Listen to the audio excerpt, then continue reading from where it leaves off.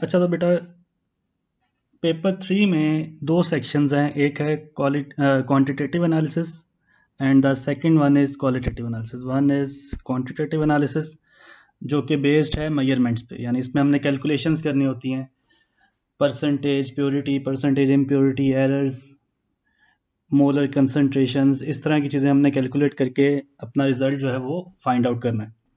ठीक है, और जो सेकंड वन है that is qualitative analysis. Qualitative analysis में हमने ऑब्जर्वेशंस की बेस पर कि कलर चेंज कैसा आया, कोई स्मेल है, ठीक है, जो प्रेसिपिटेट्स बन रहे हैं, इन चीज़ों की बेस पर हमने आइडेंटिफाई करना होता है कि हमारा जो गिवन सब्सटेंस है वो कौन सा है। दो तरह के सब्सटेंस हो सकते हैं, एक होता है सॉल्ट जिसे हम सॉल्ट एनालिसिस कहते हैं, और दूसरा कोई ऑर्गेनिक कंपाउंड हमने आइडेंटिफाई करना होता है जिसे हम ऑर्गेनिक एनालिसिस कहते हैं। ठीक है, तो फर्स्ट हम पार्ट जो है फोकस करेंगे टाइट्रेशन एक्सपेरिमेंट्स पर। टाइट्रेशन एक्सपेरिमेंट्स में अच्छा, क्वांटिटेटिव एनालिसिस का ही पार्ट है टाइट्रेशन एक्सपेरिमेंट्स। तो इसमें टाइट्रेशन एक्सपेरिमेंट्स जो है ना, इसको हम कहते हैं वॉल्यूमेट्रिक एनालिसिस। वॉल्यूमेट्रिक एनालिसिस, ठीक है। इसके अंदर कौन कौन सी टाइट्रेशंस हैं इसमें हमने, अच्छा मैं अभी एक्सपेरिमेंट को डिटेल में नहीं अभी डिस्कस कर रहा, ये हम एंड पे करेंगे। पहले मैं जो मेन पॉइंट्स हमने पेपर सॉल्व करने के लिए फोकस करना है ना, मैं वो एक्सप्लेन करूंगा। अच्छा, इसमें एसिड बेस्ड टाइट्रेशन है जिसमें वीक और स्ट्रॉन्ग एसिड हो सकता है और वीक और स्ट्रॉन्ग अल्कली हो सकता है। इसमें जो इंडिकेटर्स हैं बेटा ये आपको याद होने चाहिए, थाइमोफ्थलीन और ब्रोमोफिनोल ब्लू और फिनोफ्थलीन एंड मिथाइल ऑरेंज, ये आप सब पहले पढ़ चुके हैं अपने IGCSE में भी। अच्छा, दूसरी जो बेटा टाइट्रेशन है, these are potassium magnet 7 titration. Potassium magnet 7 जो टाइट्रेशन है इनको हम रेडॉक्स टाइट्रेशन भी कहते हैं क्योंकि इनमें ऑक्सीडेशन रिडक्शन होती है। रेडॉक्स टाइट्रेशन, इसमें हम इंडिकेटर यूज़ नहीं करते क्योंकि KMnO4 खुद यहाँ पे इंडिकेटर का रोल प्ले कर रहा होता है। ठीक है, और जो थर्ड टाइट्रेशन है that is sodium thiosulphate and iodine, को आयोडीन टाइट्रेशन भी कहते हैं। ठीक है, iodine titrations, sorry, iodine titrations. अच्छा, अब टाइट्रेशन में होता क्या बेटा कि हमने एक जो हमें सब्सटेंस है ना उसकी कंसंट्रेशन हमें नोन होती है और उसको यूज़ करके हमने दूसरा सब्सटेंस जिसकी हमें कंसंट्रेशन अननोन है, हमने उसकी कंसंट्रेशन फाइंड करनी होती है। तो हम इसके लिए कैलकुलेशंस करते हैं, पहले हम टाइट्रेशन परफॉर्म करते हैं। टाइट्रेशन से हम वॉल्यूम ऑफ टाइटर फाइंड करते हैं। टाइटर ये वो वॉल्यूम है जो ब्यूरेट रीडिंग से हम लेकर टेबल में पुट करते हैं और फिर हम उसकी मीन वैल्यू फाइंड करते हैं, वो टाइटर होता है। तो टाइटर के वॉल्यूम से हम जो है ना कंसंट्रेशन फाइंड करते हैं अननोन सब्सटेंस की। ठीक है, इसीलिए हम इसको वॉल्यूमेट्रिक एनालिसिस भी कहते हैं क्योंकि यहाँ पे हम टाइटर के वॉल्यूम को यूज़ करके कैलकुलेशंस कर रहे होते हैं। अच्छा, सेकंड नंबर पर है रेट एक्सपेरिमेंट्स।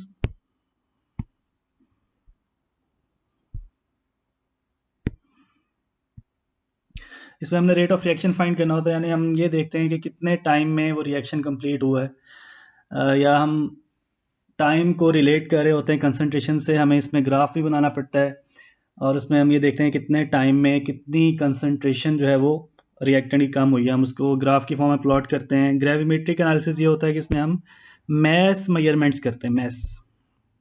ठीक है, यानी हम एक सब्सटेंस लेते हैं, उसके मैस को हम फाइंड आउट करते हैं, हम उसको हीट करते हैं, वो डिकम्पोज होता है या उसमें से वाटर रिमूव होता है, तो हम उसके इनिशियल और फाइनल मैसेज को यूटिलाइज करके फाइनल रिजल्ट फाइंड आउट करते हैं। ठीक है, दूसरे नंबर नेक्स्ट जो है वो थर्मोमेट्रिक एक्सपेरिमेंट्स हैं, इसमें हम हीट चेंजेस फाइंड करते हैं। ठीक है, जिसमें हम एंथैल्पी, जिसे हम कहते हैं एंथैल्पी चेंज या हीट चेंज, हम इसमें फाइंड करते हैं।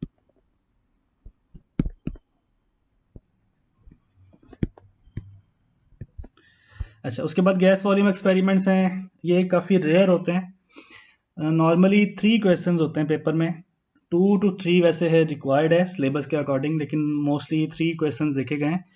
और गैस वॉल्यूम एक्सपेरिमेंट जो है ना इनमें रेयर एक्सपेरिमेंट है, चलें फिर भी हमारे सिलेबस का पार्ट है।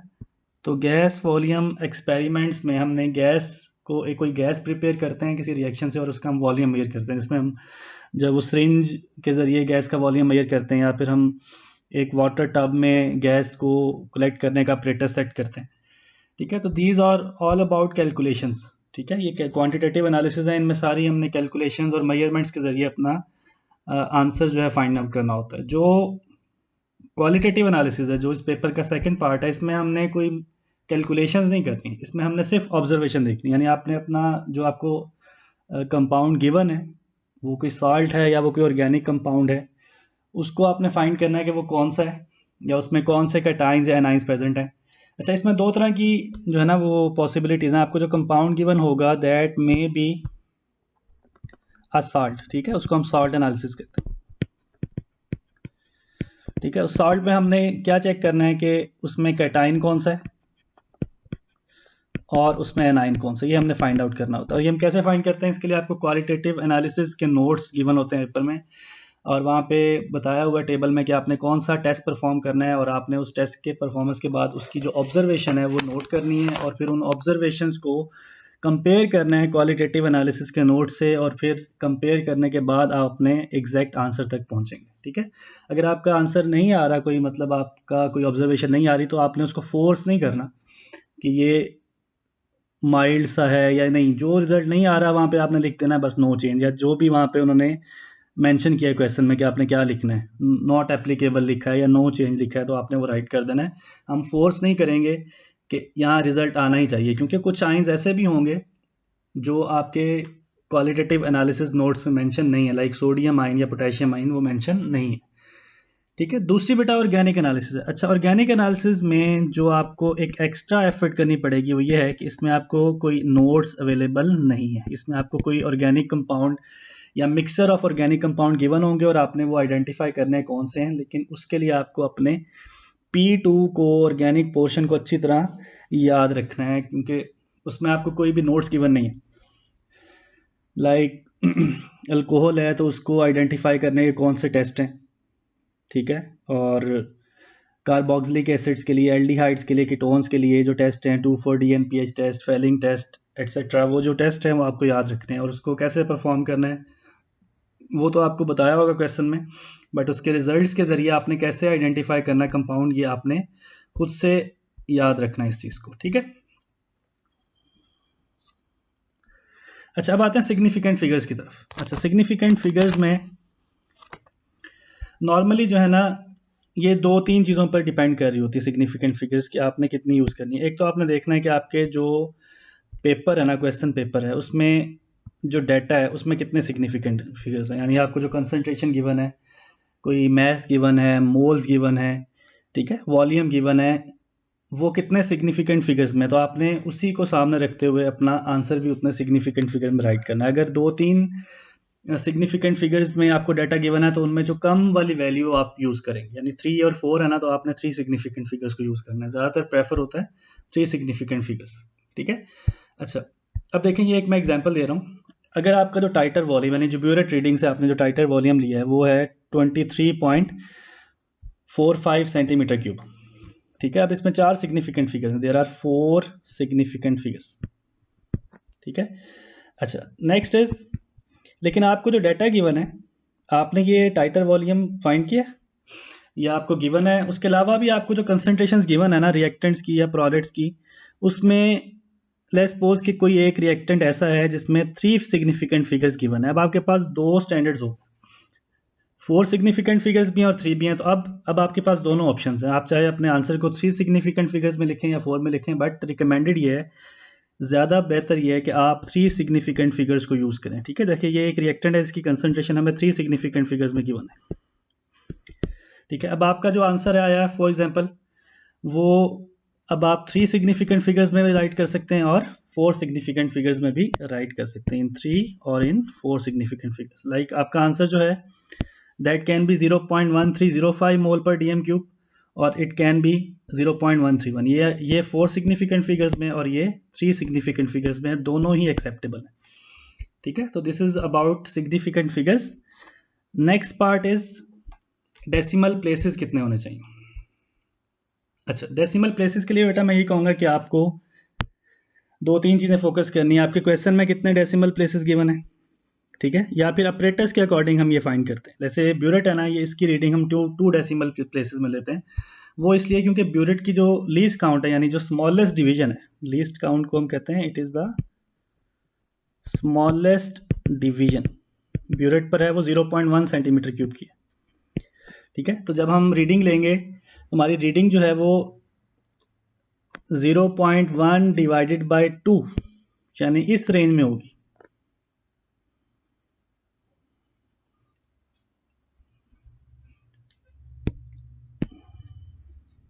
ठीक है, 0.1 डिवाइड बाई कितनी है 0.05। ये बेटा उसकी अनसर्टेनिटी है, ये उसका एरर है जो उसमें आ सकता है। तो हम जो अपनी रीडिंग लेंगे ना ब्यूरेट में वो कितनी होगी, वो होगी प्लस माइनस 0.05 की रेंज में।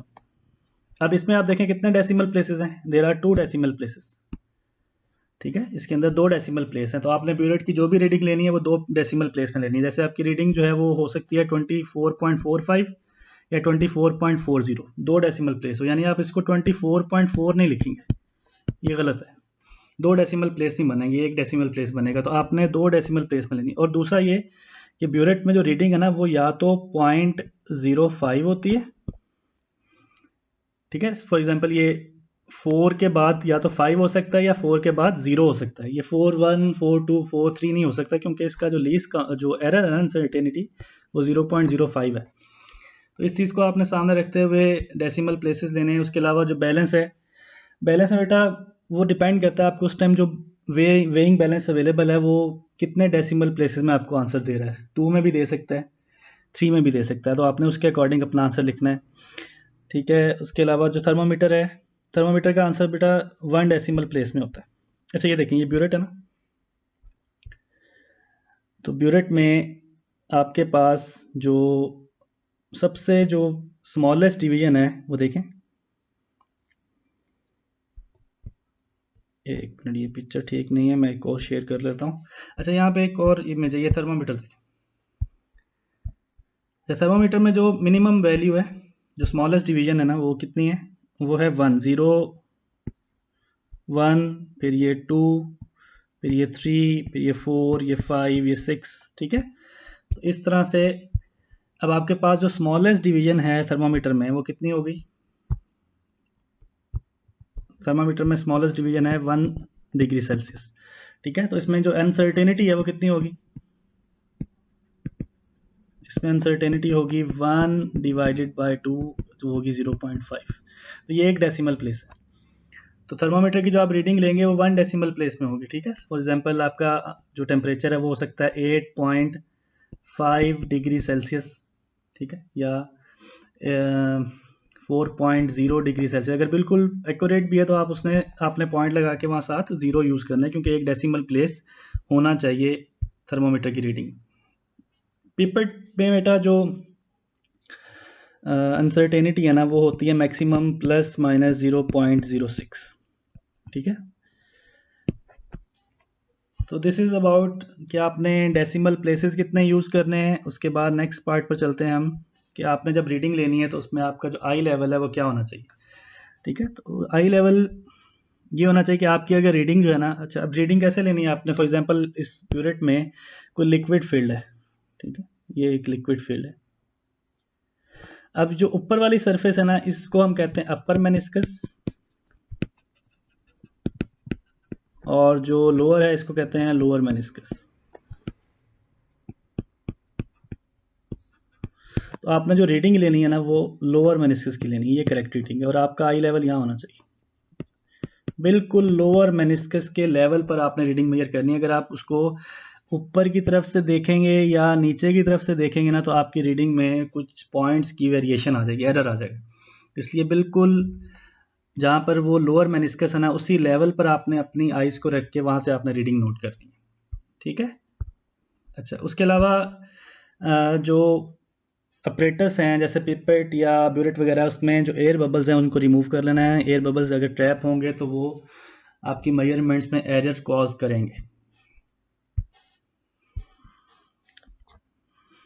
अच्छा, नेक्स्ट इज रीडिंग्स। जो ऐसे मैंने अभी पहले भी बताया आपको कि ब्यूरेट की जो रीडिंग है, क्योंकि उसका सबसे जो मिनिमम उसकी जो लाइन होती है वो 0.1 सेंटीमीटर क्यूब है, तो उसकी जो रीडिंग है अगर आप उसमें अनसर्टेनिटी फाइंड करेंगे तो उसको डिवाइडेड बाय 2 करें तो उसमें 0.05 सेंटीमीटर क्यूब प्लस माइनस में एरर होता है। ठीक है, तो आपने उसके अकॉर्डिंग उसकी रीडिंग लेनी है। इसी तरह पिपेट में भी प्लस माइनस 0.06 जो है वो एरर है। थर्मोमीटर की रीडिंग 1 सेंटीमीटर क्यूब के अगर अकॉर्डिंग लें, अगर उसमें जो स्मॉलेस्ट डिवीजन है 1 डिग्री सेल्सियस है, तो उसको आप 2 पर डिवाइड करें तो वो 0.5 सेल्सियस जो है ना उसमें अनसर्टेनिटी है। ठीक है। मेजरिंग सिलेंडर के बारे में कहते हैं कि लेस एक्यूरेट है। क्वेश्चन आ जाता है कि अगर हम एक स्टूडेंट ने एक एक्सपेरिमेंट परफॉर्म करते हुए पिपेट यूज़ किया और मेजरिंग सिलेंडर यूज़ किया, तो उसमें ज़्यादा एक्यूरेट कौन है और लेस एक्यूरेट कौन है? तो बेटा pipette is more accurate than measuring cylinder, और मेजरिंग पिपेट से भी ज़्यादा एक्यूरेट है ब्यूरेट। ठीक है। रफ टाइटर क्या होता है? रफ टाइटर कहते हैं जो आपने फर्स्ट रीडिंग लेनी है ना टाइट्रेशन से, फर्स्ट रीडिंग जो होगी वो रफ टाइटर कहलाएगी। ठीक है। ब्यूरेट से जब आप टाइट्रेशन कर रहे होंगे ना, तो ब्यूरेट रीडिंग जो हम नोट करते हैं, इनिशियल और फाइनल में से जो डिफरेंस निकालते हैं, जो वॉल्यूम हम मेजर करते हैं, वो जो है वो टाइटर कहलाता है। ठीक है। और वो जो फर्स्ट आप टाइट्रेशन परफॉर्म करेंगे तो उसमें जो रीडिंग होगी उसे हम कहेंगे रफ टाइटर। ठीक है। Rough titre is very necessary. ये आपको आइडिया देता है कि आपने बाकी की जो टाइट्रेशंस परफॉर्म करनी है उसमें आपने किस पॉइंट के करीब जहाँ तक अपने रिजल्ट को ऑब्जर्व करना है। ठीक है। फॉर एग्जांपल अगर आप फर्स्ट टाइट्रेशन करते हैं ना, तो आपको आइडिया नहीं कि आपका रिजल्ट कहाँ आएगा, लेकिन जब आप फर्स्ट टाइट्रेशन कर लेते हैं रफ टाइट्रेशन, फॉर एग्जांपल आपका जो फर्स्ट रिजल्ट है वो आया है 23.55 सेंटीमीटर क्यूब। अब आपको पता है कि आपने जब बाकी टाइट्रेशन करनी है ना, तो आपका रिजल्ट इस वैल्यू के करीब आना चाहिए। ठीक है। तो आप क्या करेंगे, आप इस रीडिंग के करीब जाके आपने ब्यूरेट को बिल्कुल स्लो कर लेना है, बिल्कुल वो ड्रॉप वाइज, क्योंकि एक आधे ड्रॉप से भी आपके रिजल्ट में वेरिएशन आ सकती है। तो आपने इस स्टेज पर आने से पहले पहले अपने ब्यूरेट को स्लो करना है। पहले 10, 15, 20 सेंटीमीटर क्यूब आप बड़ी तेज़ी से भी पास करते हैं तो कोई मसला नहीं, लेकिन अपनी रफ टाइटर वाली वैल्यू के करीब आकर, उस रेंज में आकर आपने ब्यूरेट को बिल्कुल स्लो कर देना होता है, ताकि आपका एक भी ड्रॉप जो है वो आपकी कैलकुलेशंस को जो है वो डिस्टर्ब ना करे, उसमें एरर ना लेके आए।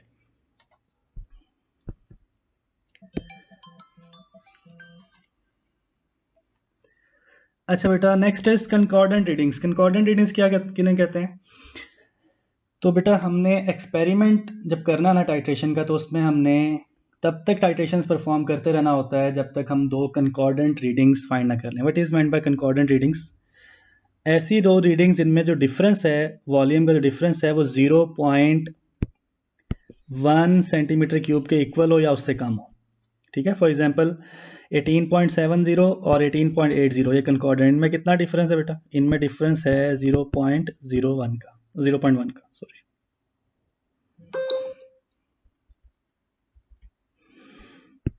ठीक है। या फिर ये देखें 18.65 और 18.70, इनमें जो डिफरेंस है वो 0.1 से कम है। तो ऐसी दो टाइट्रेशंस जो आपने परफॉर्म किए हैं, अगर उनमें 0.1 सेंटीमीटर क्यूब या उससे कम का डिफरेंस है तो वो कंकॉर्डेंट रीडिंग्स हैं, और आपने तब तक वो टाइट्रेशंस परफॉर्म करते रहने हैं जब तक दो कंकॉर्डेंट रीडिंग्स ना आए। ठीक है। तो रफ टाइट्रेशन के अलावा अगर आपकी पहली दो टाइट्रेशंस ही कंकॉर्डेंट आ जाए ना, तो आपको फर्दर टाइट्रेशन फिर नहीं करनी, आप रोक दें उसे, क्योंकि हमें दो ही कंकॉर्डेंट रीडिंग्स चाहिए। रफ टाइटर करना है, रफ टाइटर को मिलाकर दो नहीं करने। रफ टाइट्रेशन के अलावा अगर अगली दो टाइट्रेशंस आपकी जो रीडिंग्स हैं, टाइटर जो हैं, उन कंकॉर्डेंट आ जाएं, तो आपने उसको मतलब फाइनल कर लें। उसके बाद आपको मजीद टाइट्रेशन की जरूरत नहीं है, तो आपने उसी फिर डाटा को यूज़ करके अपना टेबल बनाना है और फर्दर कैलकुलेशंस करनी है। ठीक है। अब आते हैं कलर्स वगैरह, जो ऑब्जर्वेशंस हैं वो आपने किस बेस पर, किस तरह से आपने बताने। देखिए, प्रॉपर कलर बताना है और उसका शेड भी बताना है साहब। ठीक है। जैसे रेड कलर है और डार्क रेड उसका शेड है। ठीक है। हो सकता है आपके एक ही एक्सपेरिमेंट में रेड कलर्स ही आ रहे हों लेकिन वो डिफरेंट शेड्स में हो। ठीक है। पेल रेड या लाइट रेड। अच्छा, पेल टर्म यूज़ करनी है, लाइट नहीं यूज़ करनी, पेल टर्म यूज़ करनी है। जो अगर लाइटर शेड टोन है तो उसमें आपने पेल वर्ड यूज़ करना है, और अगर वो डार्कर है तो उसके लिए आप डार्क यूज़ करेंगे। ठीक है। तो जैसे ये देखें, अगर ग्रीन है तो उसका एक शेड है डार्क ग्रीन या पेल ग्रीन। तो अगर इनमें से कोई भी कलर्स हैं तो आपने कलर भी बताना है, साथ उसका शेड भी बताना है। अच्छा, नेक्स्ट चीज़ जो हम मिस्टेक करते हैं, अगर कोई कलर नहीं है तो उसको आपने लिखना है कलरलेस। ठीक है। उसको ये नहीं कहना कि वो क्लियर है, या फिर ये नहीं कहना कि वो ट्रांसपेरेंट है, क्योंकि क्लियर और ट्रांसपेरेंट जो टर्म है ना, ये उनके लिए यूज़ होती हैं जो नॉन ओपेक हों, जिनके हम दूसरी साइड पर देख सकें, उसको हम क्लियर या ट्रांसपेरेंट करते हैं। इसके लिए कलरलेस का होना ज़रूरी नहीं है, बहुत सारी कलर्ड चीज़ें भी ऐसी हैं जो ट्रांसपेरेंट होती हैं, नॉन ओपैक होती हैं, इनके हम दूसरी तरफ देख सकते हैं। जैसे कॉपर सल्फेट है, कॉपर सल्फेट जो है ना, इसका सोल्यूशन होता है ब्लू कलर का, बट ये ट्रांसपेरेंट होता है, क्लियर होता है, तो हम इसे कलरलेस तो नहीं कह सकते। ठीक है, हम इसे ट्रांसपेरेंट कहेंगे, हम इसे क्लियर कहेंगे, लेकिन हम इसे कलरलेस नहीं कह सकते। कलरलेस उनमें उनको कहना है जिसमें कोई कलर है ही नहीं। ठीक है, जिस बिल्कुल पानी की तरह वो जो है ना शफाफ है, उसमें कोई और कलर है ही नहीं, टिंट नहीं है, उसे हम कलरलेस कहेंगे। ठीक है, white is a colour, white एक कलर है। ठीक है, वाइट को कलरलेस नहीं कहेंगे। और समटाइम ऐसा होता है कि वाइट ओपैक सब्सटेंस बन जाता है टेस्ट ट्यूब में, जिसमें आपने कोई एक्सपेरिमेंट किया है, तो वो जो वाइट ओपैक कलर होता है ना, वो मोस्टली इंडिकेट करता है कि उसके अंदर कोई प्रेसिपिटेट्स बन गए। ठीक है, वो प्रेसिपिटेट्स हैं वो ओपैक होते हैं। नेक्स्ट इज एरर या अनसर्टेनिटी। ठीक है, एरर क्या है? डिफरेंस बिटवीन मेजर्ड वैल्यू और एक्यूरेट वैल्यू। ठीक है, आपने वैल्यू जो मेजर की है और जो एक्चुअल में जो वैल्यू है उसमें जो डिफरेंस है उसे हम क्या कहेंगे? एरर कहेंगे। ठीक है, अच्छा अब एरर इन ऑपरेटर्स कैसे फाइंड करते हैं कि एक ऑपरेटर्स में कितना एरर हो सकता है या उसमें कितनी अनसर्टेनिटी होती है? तो हमने क्या करना है उसकी मैं पहले ही बता चुका हूँ। आपने उस ऑपरेटर्स की जो मिनिमम डिवीजन होती है, स्मॉलेस्ट डिवीजन होती है, उस डिवीजन को 2 पर डिवाइड करना है, और जो आंसर आएगा वो उसमें एरर होगा, प्लस माइनस वो उसका एरर या अनसर्टेनिटी होगी। ठीक है, इसमें रैंडम एरर्स भी हो सकते हैं जो जैसे चेंज इन रूम टेम्परेचर है जो आपके कंट्रोल में नहीं है। सिस्टमेटिक एरर्स भी हो सकते हैं जो इंस्ट्रूमेंट में हो सकते हैं, ज़ीरो एरर इन बैलेंस है। अच्छा, स्टेटमेंट ऑफ ह्यूमन एरर, ये बेटा नॉन एक्सेप्टेबल, ह्यूमन एरर नहीं होना चाहिए, मतलब आपकी अपनी तरफ से कोई मिस्टेक एक्सेप्टेबल नहीं है। ठीक है,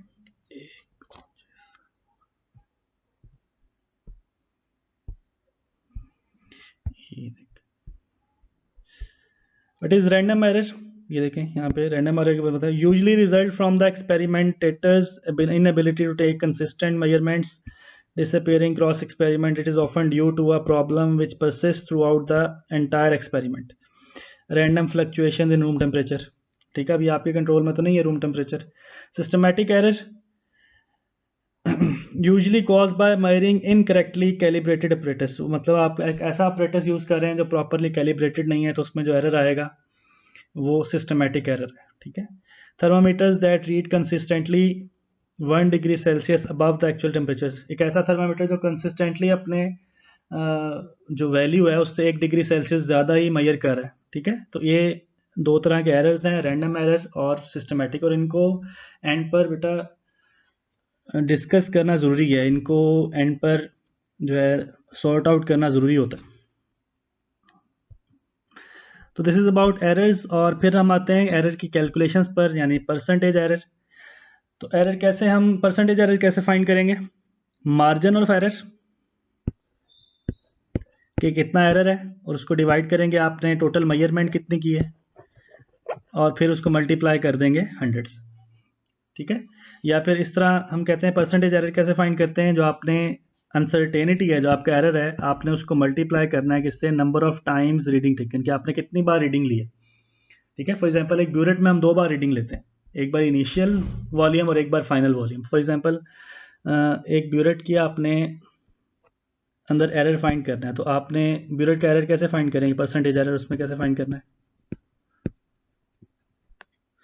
तो ब्यूरेट का परसेंटेज एरर फाइंड करने के लिए हम क्या करेंगे? हमने उसकी जो रीडिंग्स ली हैं उसमें जो अनसर्टेनिटी है ब्यूरेट में वो 0.05, और नंबर ऑफ रीडिंग्स हम उसमें लेते हैं 2 टाइम्स, और उसको फिर हम डिवाइड करेंगे टोटल जो हमने मेजरमेंट की है, यानी जो मीन वॉल्यूम हमने लिया वो फॉर एग्जांपल है 23.50, और मल्टीप्लाई बाय 100। ठीक है, कैसे फाइंड करेंगे परसेंटेज एरर? एरर को मल्टीप्लाई करेंगे number of times the reading is taken, जितनी बार हमने वो रीडिंग ली है उस ऑपरेटर से। ठीक है, और उसको हम डिवाइड करेंगे टोटल मेजर्ड वैल्यू से, जितनी हमने वैल्यू मेजर्ड की है, और फिर उसको मल्टीप्लाई कर देंगे 100 से। ठीक है, कुछ ऑपरेटर्स ऐसे होते हैं जिसमें हम एक ही बार रीडिंग लेते हैं। ठीक है, फॉर एग्जांपल जो मेजरिंग सिलेंडर है उसमें हम एक ही बार लिक्विड को फिल करते हैं और हम उसे यूज़ कर लेते हैं, तो उसमें आपने जो एरर है उसको 2 से मल्टीप्लाई नहीं करना, बस आपने डायरेक्ट एरर को मेजर्ड वैल्यू से डिवाइड करना है, मल्टीप्लाई बाय 100 कर देना। ठीक है, सम टाइम ऐसा होता है बेटा कि हमें अपरेटस के जरिए हमने एरर फाइंड नहीं करना होता, हमें कुछ डाटा गिवन होता है उसके जरिए हमने एरर फाइंड करना है। तो उसके लिए एक तरीका ये भी है कि आपको सपोज आपने एक वैल्यू फाइंड कर ली है खुद, ठीक है, आपकी वैल्यू आ रही है 23.2 ग्राम, ये आपने एक मैस मेजर किया, ठीक है, और आपको क्वेश्चन की स्टेटमेंट में बताया गया कि जो एक्चुअल वैल्यू है ना वो है इसकी 27.5 ग्राम है, ये आपने मेजर की है, ठीक है, और क्वेश्चन की स्टेटमेंट में हमें बाद में बताया गया कि उसमें जो एक्चुअल जो मैस होना चाहिए ना वो कितना है, वो 27.5 ग्राम है। बताएं इसमें कितना परसेंटेज एरर। तो आप क्या करेंगे, आप ये फॉर्मूला अप्लाई करेंगे, मैक्सिमम वैल्यू, मैक्सिमम वैल्यू कौन सी है, जो एक्चुअल है, यहाँ पर ये वैल्यू मैक्सिमम है, इसमें से आप माइनस करेंगे मिनिमम वैल्यू जो हमने मेजर की है, डिवाइड करेंगे फिर मैक्सिमम वैल्यू से, इसी वैल्यू से 27.5 ग्राम, और मल्टीप्लाई बाय 100 करेंगे। तो इस तरह से भी हम परसेंटेज एरर फाइंड कर सकते हैं। ये परसेंटेज एरर अपरेटस वाला एरर नहीं है, ये परसेंटेज एरर है जो आपको डाटा गिवन है उसके अकॉर्डिंग आपने परसेंटेज एरर फाइंड करना है।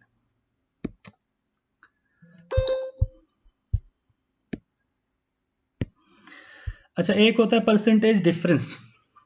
परसेंटेज डिफरेंस ये होता है कि आपकी मेजर्ड वैल्यू में और जो गिवन वैल्यू है, जो डाटा में गिवन वैल्यू है, उसमें कितने परसेंट डिफरेंस है। तो परसेंट डिफरेंस कैसे फाइंड करते हैं, एक्सपेरिमेंटल वैल्यू जो आपने फाइंड की है वो, उसमें से माइनस करते हैं एक्चुअल वैल्यू, ठीक है, एक्चुअल वैल्यू वो है जो आपको डाटा में गिवन है, ठीक है, यानी बाद में क्वेश्चन के किसी पार्ट में ना वो बता देते हैं कि जो एक्चुअल वैल्यू वो इतनी थी, ठीक है, फिर आपने अपनी वैल्यू फाइंड की हुई है वो एक्सपेरिमेंटल है, फिर आप वो एक्चुअल वैल्यू लेंगे और फिर उसको डिवाइड करेंगे एक्चुअल वैल्यू से और मल्टीप्लाई बाय 100 कर देते हैं। इस तरह हम परसेंटेज डिफरेंस फाइंड कर सकते हैं, ठीक है। अच्छा, एक्यूरेसी और प्रिसीजन के बारे में आपको पता ही होगा। एक्यूरेसी कहते हैं कि आपने जो आंसर फाइंड किया है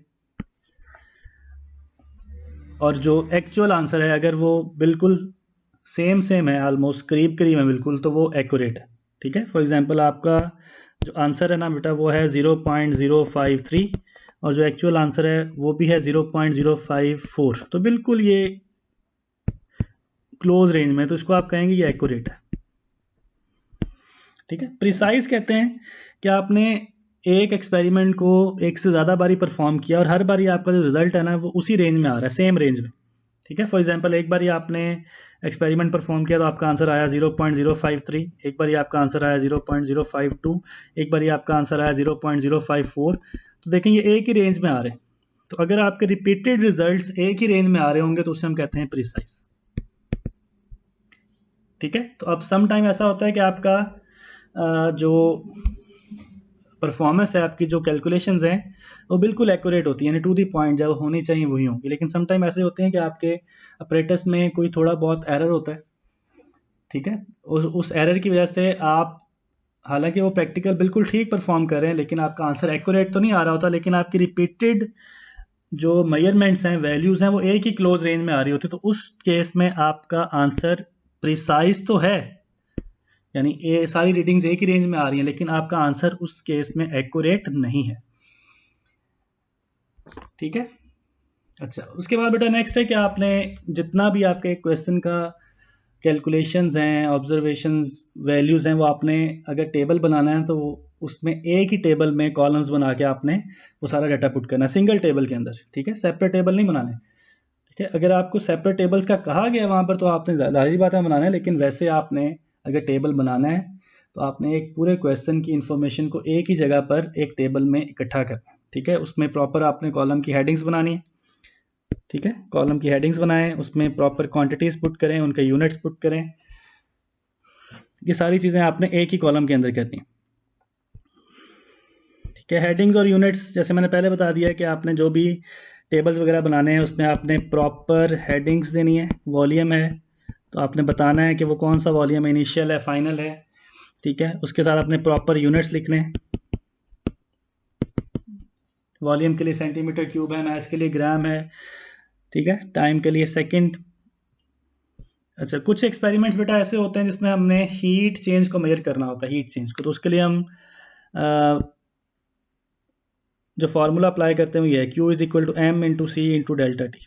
Q यहाँ पे हीट है, एम मैस है, सी जो है specific heat capacity of water है, और delta T difference of temperature है, जो आपने एक्सपेरिमेंट के स्टार्ट से एंड तक जो डिफरेंस मेजर किया टेम्परेचर का, या मिनिमम से मैक्सिमम या मैक्सिमम से मिनिमम जो टेम्परेचर आपने मेजर किया ना यहाँ पर, वो आप पुट करेंगे। ठीक है, डेल्टा टी क्या होता है? Delta T is the difference of to temperatures.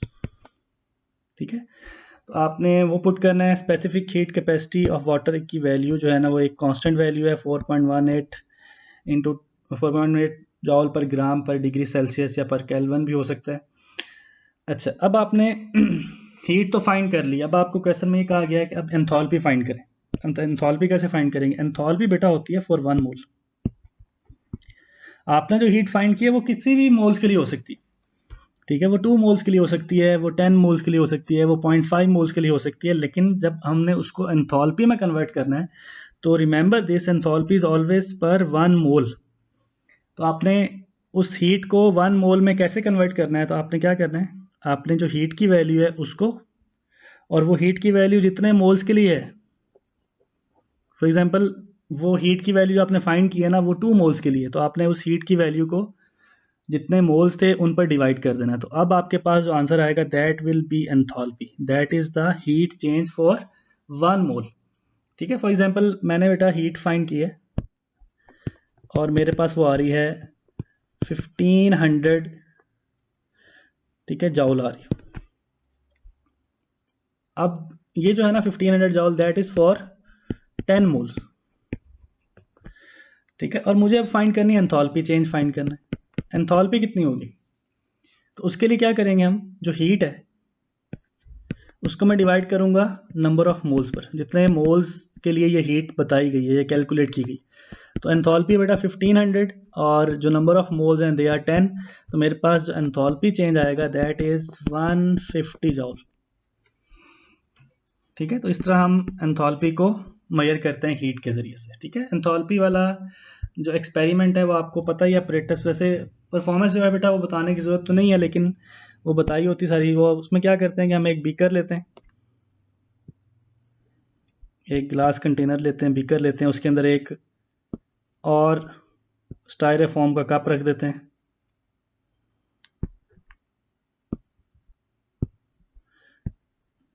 ठीक है, और उसके अंदर फिर हम एक थर्मामीटर रख देते हैं।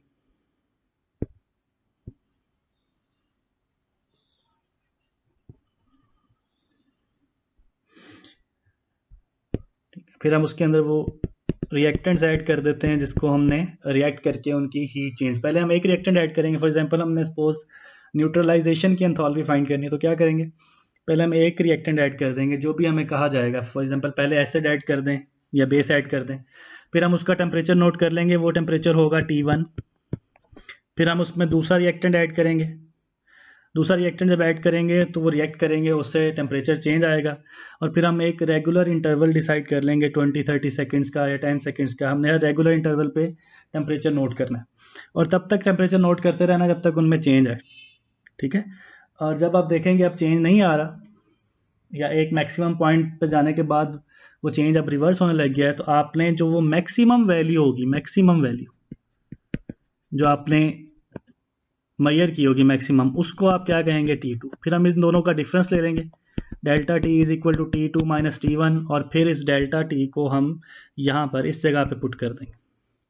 ठीक है, अच्छा मैस के बारे में, मैस किस चीज़ का? देखिए मैस जो है ये रिएक्टेंट्स का। ठीक है, तो अगर बेटा सॉलिड रिएक्टेंट्स रिएक्ट कर रहे हैं, अगर रिएक्टेंट सॉलिड हैं, तो आपने जो मैसेज गिवन है रिएक्टेंट, फॉर एग्जांपल 20 ग्राम एक रिएक्टेंट है और 20 ग्राम दूसरा रिएक्टेंट है, तो दोनों का मैस मिलाकर 40 ग्राम, ये वाला जो मैस है ना ये आपने उस फॉर्मूला में पुट करना है।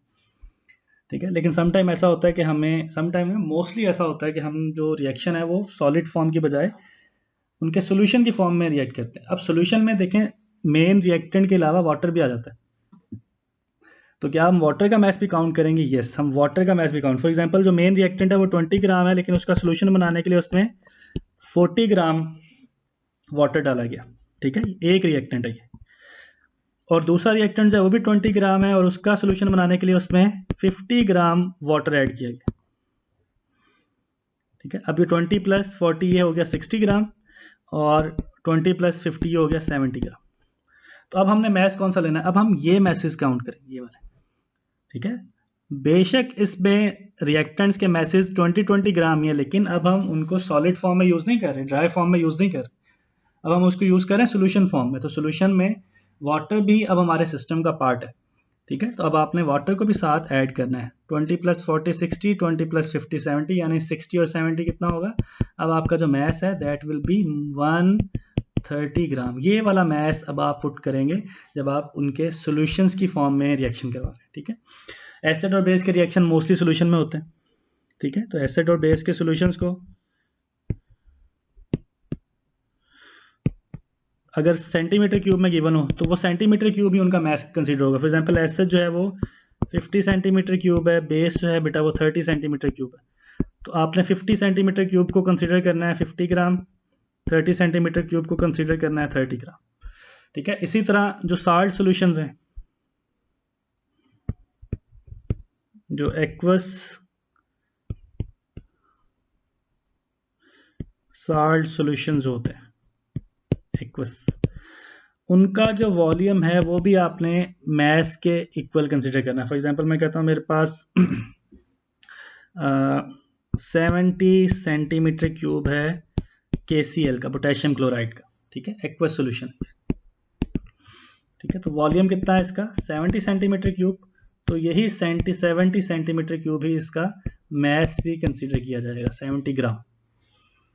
इस तरह से हम सॉल्यूशंस की फॉर्म में मैस को मेजर करते हैं। अच्छा, next is graph. Graph is very important और ये बड़ा डिटेल में आपको अंडरस्टैंड करना है। देखिए, ग्राफ में पहले तो देखें वेरिएबल्स होते हैं, इंडिपेंडेंट वेरिएबल्स। इंडिपेंडेंट वेरिएबल्स वो हैं जिनमें आप चेंज करेंगे कुछ तो इनके चेंज होने से किसी और वैल्यू में भी चेंज आएगा। फॉर एग्जांपल आप एक चीज़ को हीट करते हैं, यानी आप उसमें टेम्परेचर चेंज करते हैं, तो उसमें टेम्परेचर चेंज करने से उस सिस्टम के वॉल्यूम में भी चेंज आ जाए। तो जिसको आपने चेंज किया वो है टेम्परेचर, वो है इंडिपेंडेंट वेरिएबल। ठीक है, और इंडिपेंडेंट वेरिएबल के चेंज होने से जो फैक्टर चेंज होगा that is dependent variable. For example ये देखिए, मैं आपको यहाँ पे बताता हूँ।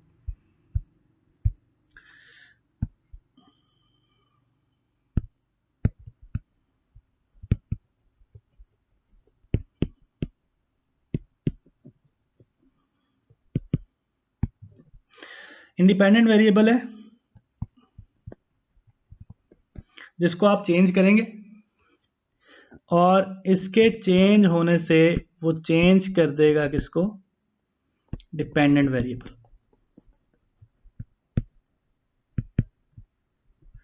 ठीक है, फॉर एग्जांपल आप टेम्परेचर को चेंज करते हैं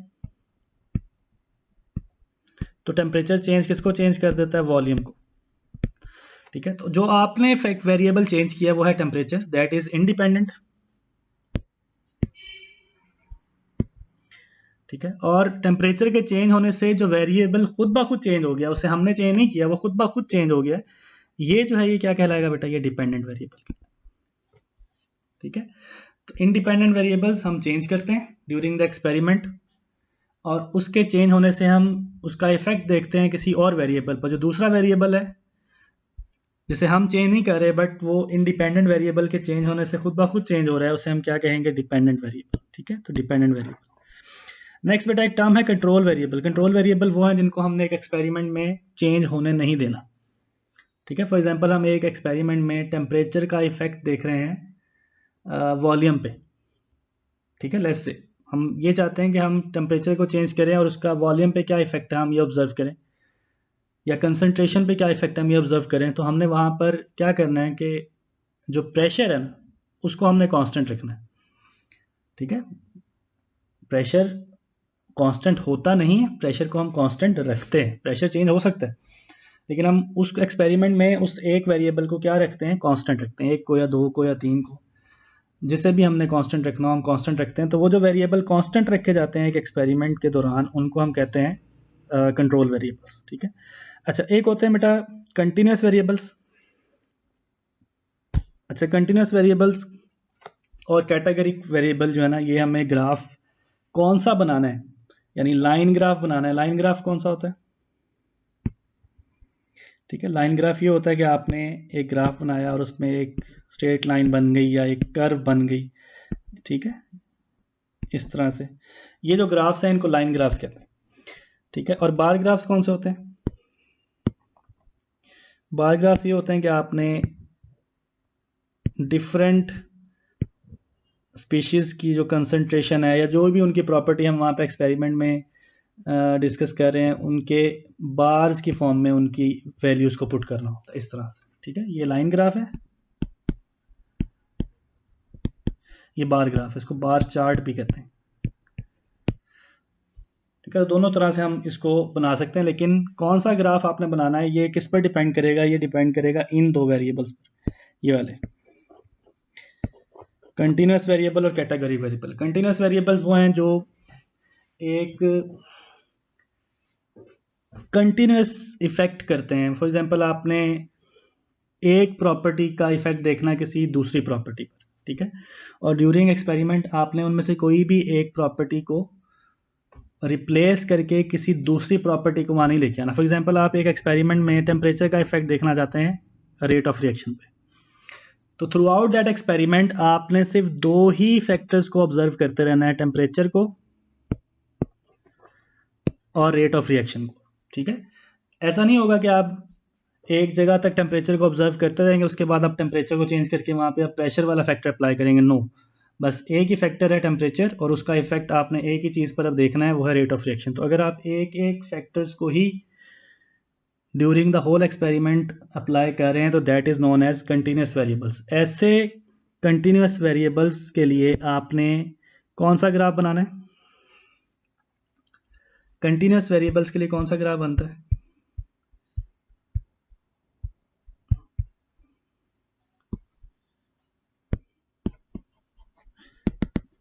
कंटिन्यूस वेरिएबल्स के लिए लाइन ग्राफ बनाना है, याद रखिएगा, लाइन ग्राफ, ठीक है। अच्छा, अब दूसरे हैं बेटा वेरिएबल्स, वो हैं कैटेगोरिक। कैटेगोरिक मतलब आप उसमें कैटेगरी चेंज कर सकते हैं, ठीक है। फॉर एग्जांपल, आप रेट ऑफ रिएक्शन देख रहे हैं मेटल का एसिड के साथ। फॉर एग्जांपल, कि आपने एक मेटल को रिएक्ट करवाया एसिड से और आपने देखा कि वो किस स्पीड से रिएक्ट करता है, बट आप क्या कर रहे हैं, आप उसमें thoroughly through out the experiment क्या करते हैं, मेटल को चेंज कर देते हैं। यानी आप पहले सोडियम को रिएक्ट करवा रहे थे HCl से, फिर आपने क्या किया, मैग्नीशियम यूज़ करना स्टार्ट कर दिया, मेटल चेंज हो गया, ठीक है। या आपने एसिड चेंज कर दिया, आप HCl की जगह H2SO4 ले आए। तो अगर आप डिफरेंट स्पीशीज़ को इन्वॉल्व करते जाएंगे ना, ठीक है, मेटल चेंज कर रहे हैं या एसिड चेंज कर रहे हैं, अगर आप डिफरेंट स्पीशी को इन्वॉल्व करेंगे तो इस तरह जो वेरिएबल है उनको हम कहते हैं कैटेगोरिक वेरिएबल, ठीक है। तो कैटेगोरिक वेरिएबल के लिए कौन सा ग्राफ बनेगा? उसके लिए लाइन ग्राफ नहीं बनेगा, फिर उसमें कैटेगरी चेंज हो रही। जब कैटेगरी चेंज होगी तो फिर आप कौन सा ग्राफ बनाएंगे? कैटेगोरिक वेरिएबल्स,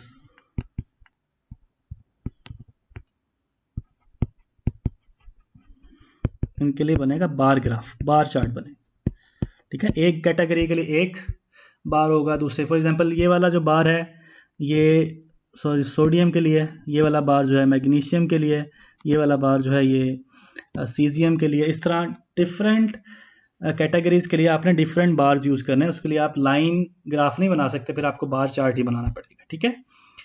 अच्छा, उसके बाद बेटा एक टर्म है यहाँ पर, वो है रेंज। What is range?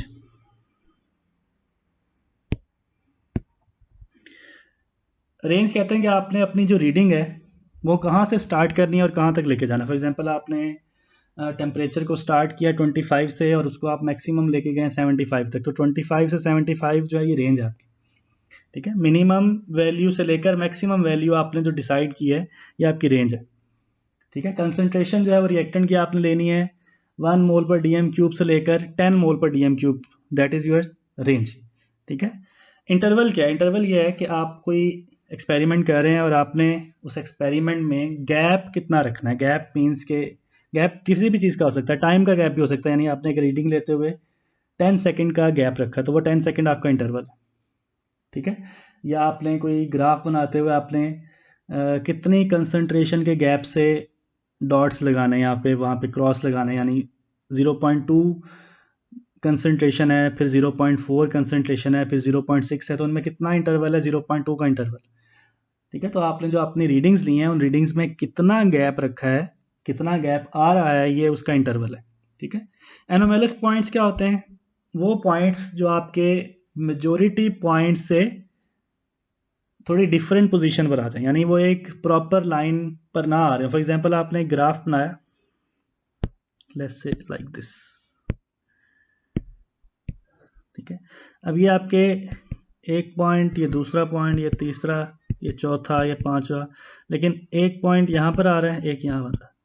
जब आप एक लाइन ड्रॉ करेंगे तो एक ये सारे पॉइंट्स एक लाइन में आ रहे हैं, ये दो पॉइंट्स जो है ना ये इस लाइन से डिफरेंट है, यानी ये वो वैल्यूज हैं जो आपकी एक प्रॉपर रेंज से बाहर हैं। ठीक है, तो इनको कहते हैं एनोमेलस पॉइंट्स। इनको हम ग्राफ में काउंट नहीं करेंगे, यानी हम लाइन से उन पॉइंट्स को बनाएंगे जो एक प्रॉपर पैटर्न पर आ रहे होंगे। हम एनोमेलस पॉइंट्स को अपनी लाइन में इंक्लूड नहीं करेंगे। ऐसा नहीं करना कि आप अपनी जो ग्राफ की लाइन है वो जहाँ जहाँ पॉइंट जा रहे हैं वहाँ वहाँ उनको लेते जाएं, ऐसे ऐसे ऐसे ऐसे, इस तरह से नहीं करेंगे, नो। ठीक है, एक मेजोरिटी पॉइंट्स जहाँ पर प्रेजेंट है आपने उसको अपनी लाइन में कंसीडर कर लेना है, और उस जो लाइन से थोड़े ऊपर नीचे हो रहे हैं उनको हमने कंसीडर नहीं करना। ठीक है, ग्राफ से हम क्या करते हैं, अननोन वैल्यूज फाइंड कर लेते हैं, कंसंट्रेशन की, रेट ऑफ रिएक्शन की। ठीक है, फिर हम उसमें ये भी फाइंड करते हैं, ये भी देखते हैं कि वहाँ पर दो लाइंस अगर ड्रॉ की हैं तो वो कहाँ इंटरसेक्ट हो रही हैं। एक्स्ट्रापोलेट मतलब ग्राफ को अपनी वैल्यूज, जितनी वैल्यूज आपने ली हैं, रीडिंग्स ली हैं, उससे थोड़ा ज़्यादा या कम अगर एक्सटेंड करना चाहें हम अगर, तो उसे एक्स्ट्रापोलेट कहते हैं। फॉर एग्जांपल ये देखें,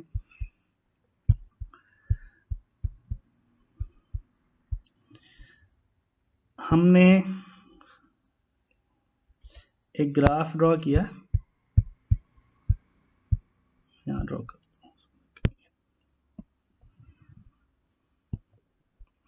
ठीक है। अब उसमें हमने ये देखा कि पहले जो है ना वो टेम्परेचर जो है वो इंक्रीज कर रहा था, यहाँ पर आकर जो है टेम्परेचर है वो मैक्सिमम है, इसके बाद वो टेम्परेचर जो है ना वो डिक्रीज करने लग गया, ऐसे। ठीक है, अब आपने जो लाइंस हैं वो ड्रॉ करनी है। ठीक है, एक लाइन ऐसे ड्रॉ होगी, एक लाइन ऐसे ड्रॉ होगी, और जो ये जो पॉइंट है ना ये वाला ये हमें बताएगा हमारे रिजल्ट को बिल्कुल कि कहाँ पर हमारा टेम्परेचर मैक्सिमम है। ठीक है, फॉर एग्जांपल ये हमारा इनिशियल टेम्परेचर T1, और जहाँ पर टेम्परेचर मैक्सिमम होगा वो हमारा फाइनल टेम्परेचर है। हम ये चाहते हैं कि हम इस पॉइंट को बहुत ज़्यादा एक्यूरेटली मेजर करें, तो हम क्या करते हैं, हम सम टाइम इस ग्राफ को थोड़ा सा एक्स्ट्रापोलेट करते हैं, हालांकि हमारे पास और कोई वैल्यू नहीं है। ठीक है, हम we don't have any other value, हम बस क्या करते हैं कि जिस तरह वो लाइन जा रही है ना हम उसको थोड़ा सा ऐसे स्केल के साथ एक्सटेंड कर देते हैं, इस तरह इसको भी ऐसे एक्सटेंड कर देते हैं। ठीक है, अब ऐसा लग रहा है कि ये दो लाइंस एक दूसरे को क्या कर रही हैं, इंटरसेक्ट कर रही हैं, इंटरसेक्ट क्रॉस करती हुई जा रही है। ठीक है, और जहां पर वो दो लाइंस इंटरसेक्ट कर रही होती हैं वहां से हम स्केल रख के एक स्ट्रेट लाइन ऐसे ड्रॉ कर लेते हैं अपनी एक्स एक्सेस पर। ठीक है, और जब वो एक्स एक्सेस पर आएगी वो हमें देगी हमारी फाइनल टेम्परेचर की वैल्यू। इससे बेटा हम कहते हैं जो एक्स्ट्रा जो हमने ग्राफ का पार्ट बनाया है ना, जिसको है वैल्यूज हमने मेजर नहीं की लेकिन हमने उस ग्राफ को बनाया है एक्स्ट्रा, इसे कहते हैं एक्स्ट्रापोलेट, एक्स्ट्रापोलेशन भी कहते हैं इसको। ठीक है, ये चीज भी आपको आनी चाहिए। अच्छा जी, ग्रेडियंट क्या होता है, ग्रेडियंट, ग्रेडियंट या स्लोप। ठीक है, व्हाट इज ग्रेडियंट और slope? Change in Y axis and change in X axis. ठीक है, ग्राफ में हमने दो एक्सेस ही होते हैं ना, वो एक्स एक्सेस और वाई एक्सेस। ये देखें, प्रॉपर हम उसको लेबल कर लेते हैं, ये है एक्स एक्सेस और ये है वाई एक्सेस। ठीक है, आपने एक ग्राफ ड्रॉ किया, वो ऐसे एक स्ट्रेट लाइन बन गया। अब हमने इसमें जैसे ये कंसंट्रेशन और टाइम का ग्राफ है, रेट ऑफ रिएक्शन के लिए हम ये ड्रॉ कर रहे हैं, कंसंट्रेशन का और टाइम का ग्राफ है। ठीक है, एक्स एक्सेस पर टाइम चेंज हो रहा है और वाई एक्सेस पर कंसंट्रेशन में चेंज आ रहा है, और ये बेटा बता रहा है हमें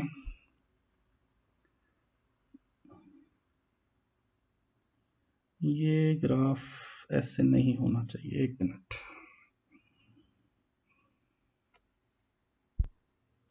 अच्छा, अब आपने इसकी क्या करना है कि हमने इसका एक ग्रेडियंट फाइंड करना है। ग्रेडियंट फाइंड करने के लिए, या जिसको ग्रेडियंट को स्लोप भी कहते हैं, हम क्या करते हैं, हम इस लाइन को, जो ग्राफ है ना, इसको हम x और y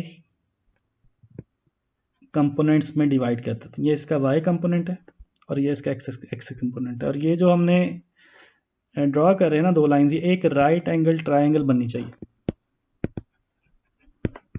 राइट एंगल्ड ट्राइंगल, ठीक है। ये इसकी परपेंडिकुलर है, this is it's base hypotenuse,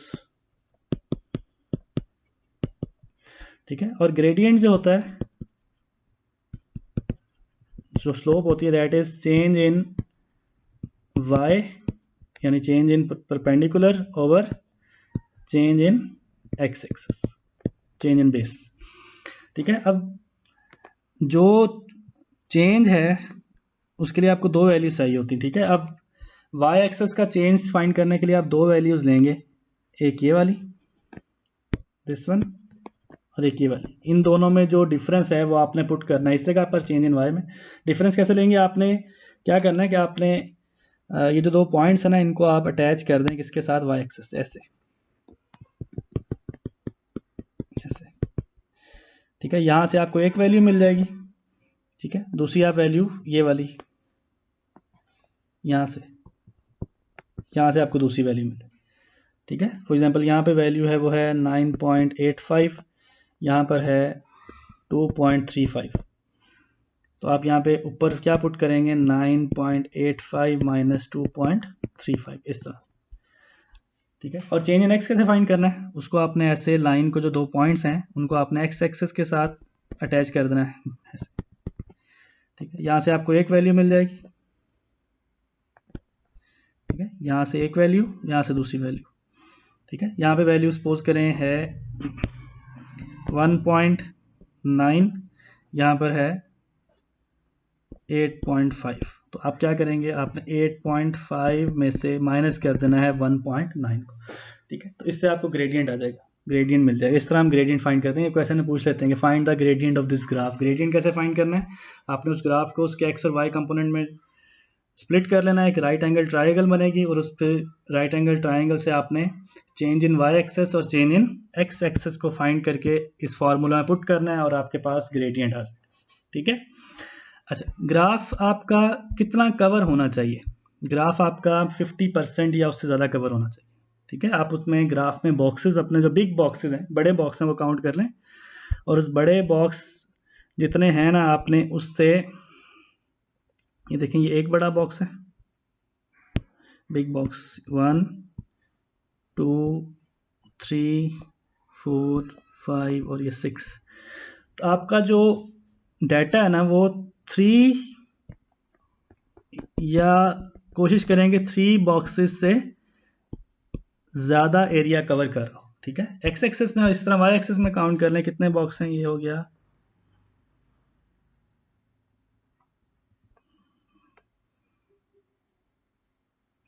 1 box, 2 3 4 5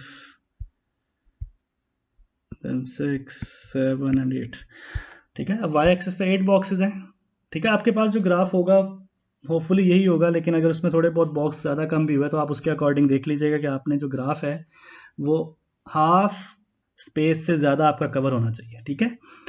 और जो आपका जो ग्रेडियंट वाली जो मैंने आपको पॉइंट बताया ना, ये भी जब आपने बनाना है ना, तो आपका जो लाइन है जिस पर आप वो ग्रेडियंट ड्रॉ कर रहे हैं, वो लाइन भी 50% से ज़्यादा कवर होनी चाहिए। जैसे देखिए, मैंने ये लाइन जो है, जितनी भी लेंथ है इस लाइन की, इसके 50% से ज़्यादा जो हिस्सा है ना, वो इस ग्रेडियंट में कवर किया। इस तरह से आपने ग्रेडियंट ड्रॉ करना। अच्छा, समटाइम ऐसा होता है कि आपका ग्राफ कर्व्ड होता है, ठीक है, लाइक दिस, कि आपने जो ग्राफ बनाया है वो आपकी वैल्यूज पुट करने पर वो एक कर्व बन रही है, उसका ग्रेडियंट कैसे फाइंड करेंगे, ऐसे। तो उसके लिए क्या करना है, आपने जिस पॉइंट पर आपको कहा गया है कि आपने ग्रेडियंट फाइंड करना है, अगर आपको बताया जाए क्वेश्चन में कि आपने 30 सेकेंड्स पे या 50 सेकेंड्स पर ग्रेडियंट फाइंड करें, तो आपने क्या करना है, आपने उस पॉइंट पर एक टेंजेंट ड्रॉ करनी। ठीक है, टेंजेंट क्या होती है, वो एक लाइन होती है जो किसी एक पॉइंट पर टच करते हुए गुजर जाए, इस तरह से, ये टेंजेंट। इस पॉइंट पर आपने ग्रेडियंट फाइंड करना है, तो आपने इस तरह एक लाइन ड्रॉ करनी है, फिर आपने इस लाइन को उसके एक्स और वाई कंपोनेंट में रिजॉल्व करना है। ठीक है, क्योंकि कर्व को नहीं हम कर सकते एक्स और वाई कंपोनेंट में, स्ट्रेट लाइन होती है तो उसे तो हम डिवाइड कर लेते हैं एक्स और वाई कंपोनेंट में। अगर कर्व होगी तो कर्व को एक्स और वाई कंपोनेंट में रिजॉल्व करने के लिए पहले क्या ड्रॉ करनी है, पहले हमने एक टेंजेंट ड्रॉ करनी है, फिर उस टेंजेंट को हम एक्स और वाई कंपोनेंट में रिजॉल्व करेंगे, एंड देन अगेन कि आपने ग्रेडियंट या स्लोप कैसे फाइंड करना है, change in y divided by change in x। ठीक है, ये जो दो पॉइंट्स हैं, ये वाले जो y एक्सेस पे मैं बना रहा हूँ, ये आपको बताएंगे चेंज इन y, यहाँ से लेकर यहाँ तक जो चेंज है ये चेंज इन y, और जो ये दो पॉइंट्स हैं यहाँ पर जो मैं x एक्सेस बना रहा हूँ, ये वाले दो पॉइंट्स, ठीक है, ये आपको बताएंगे चेंज इन x एक्सेस। ठीक है, तो जो दो पॉइंट्स y एक्सेस पर है उनसे आप change in y axis find करें और यहाँ पुट करें, और जो दो पॉइंट x एक्सेस पर है वहाँ से आप change in x axis find करें और उसे आपने यहाँ पर पुट करना है इस फार्मूला में, और इस फार्मूला में जब आप इसको पुट कर दें चेंज इन y और x को, तो आपके पास आ जाएगी स्लोप। ठीक है, समटाइम या मोस्टली जो स्लोप है ना, that is equal to rate of reaction. ठीक है, समटाइम ऐसा होता है कि आपका जो क्वेश्चन है उसमें ये कहा जाता है कि जो स्लोप है, अगर आपने स्लोप फाइंड कर लिया तो वही जो स्लोप की value that is equal to rate of reaction, तो उससे आप रेट ऑफ रिएक्शन यानी रिएक्शन की स्पीड से चल रहा है, ये हमारा पार्ट है क्वांटिटेटिव एनालिसिस पोर्शन का कि रेट ऑफ रिएक्शन हमने फाइंड करना होता है। ठीक है, अब आते हैं बेटा थोड़ा सा क्वालिटेटिव एनालिसिस की तरफ। ठीक है, अभी हमारा पार्ट कंप्लीट नहीं हुआ, अभी थोड़ा थोड़ा मैं प्रैक्टिकल्स की डिटेल, टाइप ऑफ प्रैक्टिकल की डिटेल्स आपको मैंने थोड़ी सी और भी देनी है। देखें, क्वालिटेटिव एनालिसिस में जैसे मैंने आपको बताया कि आपको दो तरह के सब्सटेंस हो सकते हैं गिवन हो, या तो कोई साल्ट होगा जिसमें एक कैटाइन या एनाइन है, यानी एक से ज़्यादा भी हो, मिक्सर ऑफ साल्ट भी हो सकते हैं, दो कैटाइन दो एनाइन भी हो सकते हैं, और आपने क्वालिटेटिव एनालिसिस के नोट्स से अपने रिजल्ट्स को कंपेयर करके ये बताना है कि वो कौन सा कैटाइन है या एनाइन है। हो सकता है आपको जो साल्ट गिवन हो उसमें वो कैटाइन या एनाइन हो ही ना जो आपके क्वालिटेटिव एनालिसिस के नोट्स में है, तो आपको वहाँ पर ज़बरदस्ती फाइंड करने की ज़रूरत नहीं है, जो आपका बस रिजल्ट आया दैट्स इट, आपने वो रिजल्ट लिखना है। अगर वो फाइनल कंक्लूजन में कोई आइन फाइंड हो रहा हो, मैच कर रहा हो तो ठीक है, नहीं कर रहा तो दैट्स इट, ठीक है, कोई मसला नहीं। ठीक है, अब ये देखें आपको ना टेस्ट बताए हुए होंगे, जो साल्ट एनालिसिस है, जब साल्ट आपको गिवन होगा ना उसके टेस्ट आपको बताए जाएंगे कि कौन कौन से आपने टेस्ट करने हैं, और फिर आपने उनकी ऑब्जर्वेशन राइट करनी है, फिर आपने उन ऑब्जर्वेशंस को कंपेयर करना है अपने इन नोट्स, ये वाले नोट्स हैं जो आपके पेपर में आपके साथ होंगे, क्वालिटेटिव एनालिसिस के नोट्स। देखिए, एल्यूमिनियम जो है इसका एक टेस्ट है NaOH में, अगर आप इसको, आपने अपना जो सब्सटेंस है ना, जो साल्ट होता है, उसे आपने एक टेस्ट ट्यूब में लेना, थोड़ी सी क्वांटिटी में, या साल्ट को लेते हैं या वो आपको बताएंगे कि साल्ट का सोल्यूशन होता है। ठीक है, Fa6 सॉलिड भी हो सकता है, Fa5 Fa4 जो भी है उसको आपने सोल्यूशन की फॉर्म में भी लेना, तो आपने वो थोड़ी सी क्वांटिटी में, ठीक है, वो जितना आपको बताया गया 2 ml 3 ml आपने टेस्ट ट्यूब में लेना है, और उसमें आपने drop wise, be very very careful, drop wise एक एक दो दो ड्रॉप करके आपने अपने रिएजेंट्स को ऐड करना। वो इसलिए क्योंकि समटाइम ऐसा होता है कि आपका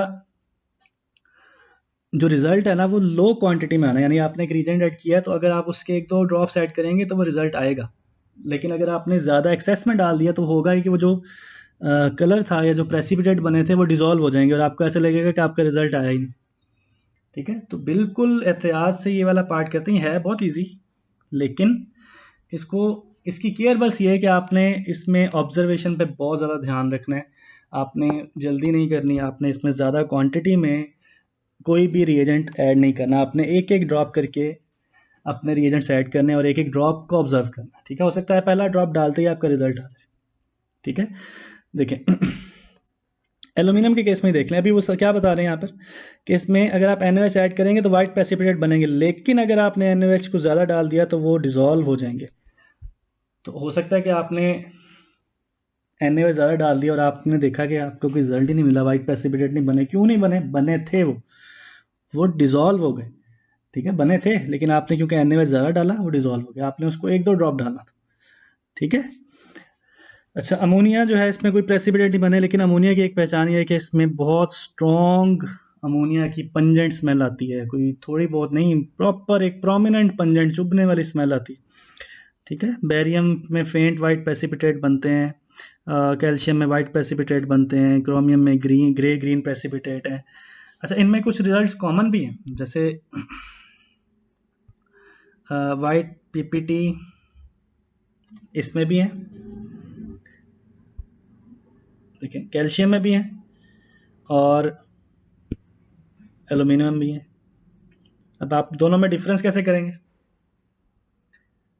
अच्छा, अब ऐसे डिफरेंस करने के लिए यहाँ पे लिखा हुआ है कि एल्यूमिनियम के वाइट प्रेसिपिटेट जो हैं ये एक्सेस में सॉल्युबल है, ठीक है। यहाँ पे कैल्शियम में नहीं लिखा, तो आप क्या कर सकते हैं, NaOH को जरा एक्सेस में डालें, अगर वाइट प्रेसिपिटेट डिजॉल्व होगा तो एल्यूमिनियम के लिए होगा, अगर डिजॉल्व नहीं हुआ तो वो कैल्शियम है, ठीक है। या फिर जो सेकंड कॉलम है ना बेटा, ये इसी पर्पस के लिए है कि अगर कोई से दो आइंस NaOH के साथ सेम रिजल्ट दे रहे हो तो फिर ये सेकंड कॉलम वाले एक्सपेरिमेंट इसीलिए हैं कि आप उनमें डिफ्रेंशिएट कर सकें। देखें, एल्यूमिनियम जो है वो NaOH से वाइट प्रेसिपिटेट दे रहा है और कैल्शियम भी एल्यूमिनियम के NaOH के साथ वाइट प्रेसिपिटेट, बट उनको फर्दर कंफर्म कैसे करना है कि आपने उन वाइट प्रेसिपिटेट जो एल्यूमिनियम वाला जो साल्ट है उसमें अगर आप NH3 ऐड करेंगे तो उसमें वाइट प्रेसिपिटेट बनेंगे और वो इनसोल्युबल इन एक्सेस, लेकिन कैल्शियम वाले केस में वहाँ वाइट प्रेसिपिटेट बनेंगे ही नहीं।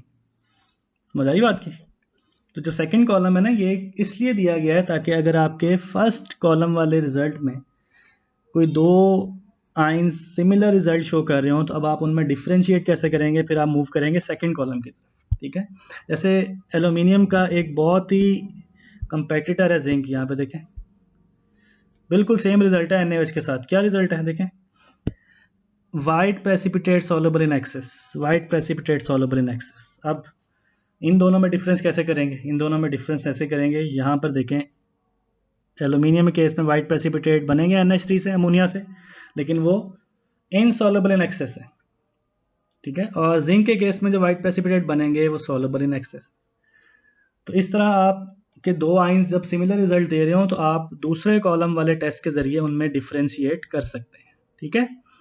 अच्छा, ब्रोमाइड और आयोडाइड क्लोराइड जो है ना, सिल्वर नाइट्रेट वाला जो एक्सपेरिमेंट है, सिल्वर क्लोराइड, सिल्वर ब्रोमाइड और सिल्वर आयोडाइड, इसमें क्लोराइड तो बड़ा इजीली डिफ्रेंशिएट हो जाता है, वाइट प्रेसिपिटेट होता है, लेकिन ब्रोमाइड के ऑफ वाइट और आयोडाइड के पेल येलो प्रेसिपिटेट में कभी कभी डिफरेंस मुश्किल हो रहा होता है, बहुत मतलब माइन्यूट सा डिफरेंस होता है। फिर क्या करेंगे? तो आपने डिफरेंस कैसे करना है? आपने क्या करना है, यहाँ पे अब यूज़ करना है NH3, ठीक है। जो ब्रोमाइड है वो पार्शली सॉल्युबल NH3 में और जो आयोडाइड है वो इनसॉल्युबल NH3 में। इस तरह से आप उनमें डिफ्रेंशिएट कर सकते हैं, ठीक है। बाकी देख लें सल्फेट और सल्फाइड में कैसे डिफरेंस करेंगे। ये दे रहे हैं कि दोनों वाइट प्रेसिपिटेट दे रहे हैं बेरियम से, ये भी वाइट प्रेसिपिटेट दे रहा है बेरियम से, ठीक है। ये देखिए यहाँ लिखा है insoluble in excess dilute strong acid, but ये सॉल्युबल है डाइल्यूट स्ट्रॉन्ग एसिड में। तो पहला टेस्ट दोनों का सेम था, लेकिन दूसरे टेस्ट में दोनों डिफरेंट हो गए, ठीक है। यहाँ पे देखें, gives white precipitate with high calcium, ये क्या करता है, ये डीकलराइज कर देता है एक्वस KMnO4 को। तो यहाँ से आप इन दोनों में डिफ्रेंशिएट कर सकते हैं। तो देयर आर वेरियस आइंस जिनमें आपको पहले टेस्ट का रिजल्ट सेम मिलेगा, तो उनको डिफ्रेंशिएट करने के लिए आपको दूसरे कॉलम की तरफ या दूसरे टेस्ट की तरफ मूव करना पड़ेगा ताकि आप उनको प्रॉपरली आइडेंटिफाई कर सकें। प्रॉपर ऑब्जर्वेशन देंगे तो आप बिल्कुल अपने रिजल्ट को फाइंड आउट कर लेंगे और आप बता सकेंगे कि आपके FA6 में, 5 में, 4 में कौन से आइंस प्रेजेंट है, कैटाइन कौन सा है, एनाइन कौन सा, ठीक है। अब ये गैसेस के लिए देखें टेस्ट क्या है। अमोनिया के लिए क्या टेस्ट है? डैम्प लिटमस, अमोनिया बेसिक होती है ना, तो ये रेड लिटमस को ब्लू कर देती है। कार्बन डाइऑक्साइड जो है ये वाइट प्रेसिपिटेट देता है लाइम वाटर से, वो इसलिए क्योंकि कार्बन डाइऑक्साइड और लाइम वाटर जो होता है लाइम वाटर मिलकर ये कैल्शियम कार्बोनेट बना लेते हैं। ठीक है। हाइड्रोजन गैस जो है इसके बारे में आप पढ़ते आ रहे हैं। हाइड्रोजन गैस पॉप साउंड होता है, लाइटेड स्प्लिंट। ऑक्सीजन जो है read lights like glowing splint. अच्छा, अब आते हैं बेटा ये इस पार्ट पर, ये है ऑर्गेनिक एनालिसिस। अच्छा, तो ऑर्गेनिक एनालिसिस में एक चीज़ और जो आपको ध्यान में रखनी है ये कि इसके लिए आपको कोई क्वालिटेटिव एनालिसिस के नोट्स नहीं अवेलेबल पेपर में। आपने अपने P2 को ऑर्गेनिक पोर्शन को अच्छी तरह से रिवाइज करना है, क्योंकि उसमें जो फंक्शनल ग्रुप के जो टेस्ट हैं आइडेंटिफिकेशन के या डिफरेंशिएशन के, वो आपको याद होने चाहिए। ठीक है, तो कोई डाटा नहीं आपको गिवन होगा। ठीक है, आपने अपने मेमोरी के बेस पर, अपनी लर्निंग के बेस पर खुद से वहाँ पे जो गिवन टेस्ट होंगे वो परफॉर्म करने हैं और उसके ज़रिए ऑब्जर्वेशन के ज़रिए आइडेंटिफाई करना है कि वो कौन सा कंपाउंड है। ठीक है, अब जो मेन कंपाउंड्स हैं उनमें एक अल्कीन है। ठीक है, अल्कीन का जो टेस्ट है उसमें ब्रोमीन वाटर, आपको पता है कि ऑरेंज येलो से ये उसको कलरलेस कर देता है। ठीक है, अनसेचुरेशन का जो टेस्ट है। ठीक है, या फिर एक और है पोटेशियम पर मैग्नेट जो KMnO4 है, ये पिंक पर्पल, ये बेटा पर्पल होता है सोल्यूशन इसका, लेकिन अगर डाइल्यूट ज़्यादा कर दें तो ये पिंक कलर भी हो जाता है, तो पिंक पर्पल से ये कलरलेस हो जाता है।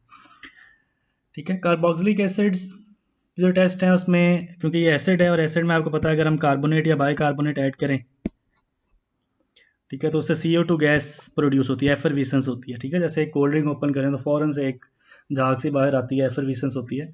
और वो कंफर्म कैसे होगा कि वो गैस CO2 है? तो उससे क्या होता है कि वो लाइम वाटर को मिल्की कर देती है, क्योंकि वो लाइम वाटर के साथ मिलकर कैल्शियम कार्बोनेट लाइम स्टोन बनाती है जो वाइट कलर का होता है, इनसॉल्युबल। दूसरा टेस्ट जो है कार्बोक्सिलिक एसिड्स का, वो एक ये भी है, सोडियम मेटल हम उसमें अगर ऐड करें तो उसमें हाइड्रोजन गैस प्रोड्यूस होती है, फिजिंग होती है। ठीक है, और हाइड्रोजन गैस की आइडेंटिफिकेशन ये है कि लाइट स्प्लिंट है और ये पॉप साउंड प्रोड्यूस करती है, फिजिंग होती है। लेकिन ये जो सोडियम मेटल वाला टेस्ट है ना, ये उस केस में प्रॉब्लमेटिक है अगर आपके पास गिवन कंपाउंड में अल्कोहल्स भी। ठीक है, क्यों? क्योंकि अल्कोहल में भी अगर आप सोडियम मेटल ऐड करें तो वो भी सेम रिजल्ट देती है, अल्कोहल भी फिजिंग होती है, hydrogen gas, light splint, pop sound, ये सारा कुछ जो कार्बोक्सिलिक एसिड का सोडियम मेटल के साथ ऑब्जर्वेशन है, सेम वही अल्कोहल है। तो यहाँ पर फिर आपको डिफ्रेंशिएट करना मुश्किल है अगर आप सोडियम मेटल वाला एक्सपेरिमेंट करेंगे। इससे आप ये आइडेंटिफाई नहीं कर सकते कि वो कार्बोक्सिलिक एसिड है या अल्कोहल है। ठीक है, तो उसके लिए बेहतर ये है कि आप कार्बोक्सिलिक एसिड के लिए यही वाला टेस्ट करें, सोडियम जो कार्बोनेट या बाइकार्बोनेट वाला टेस्ट है, इसको आपने प्रेफर करना है कार्बोक्सिलिक एसिड को आइडेंटिफाई करने के लिए। ठीक है, और अल्कोहल के लिए भी ये सोडियम मेटल वाला टेस्ट जो है वो बिल्कुल एक्यूरेट नहीं है, क्योंकि यहाँ पर भी हमें डाउट है कि कार्बोक्सिलिक एसिड हो सकता है। ठीक है, तो उसके लिए क्या है, पोटेशियम डाइक्रोमेट टेस्ट भी हो सकता है।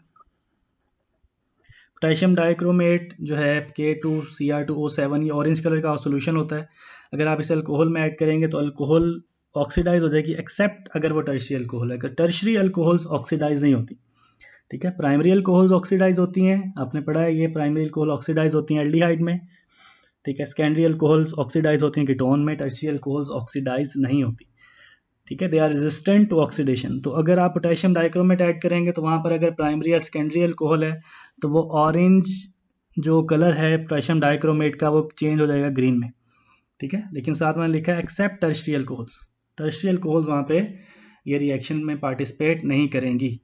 ठीक है, अच्छा, उसके अलावा जो टेस्ट हो सकता है अल्कोहल्स का वो है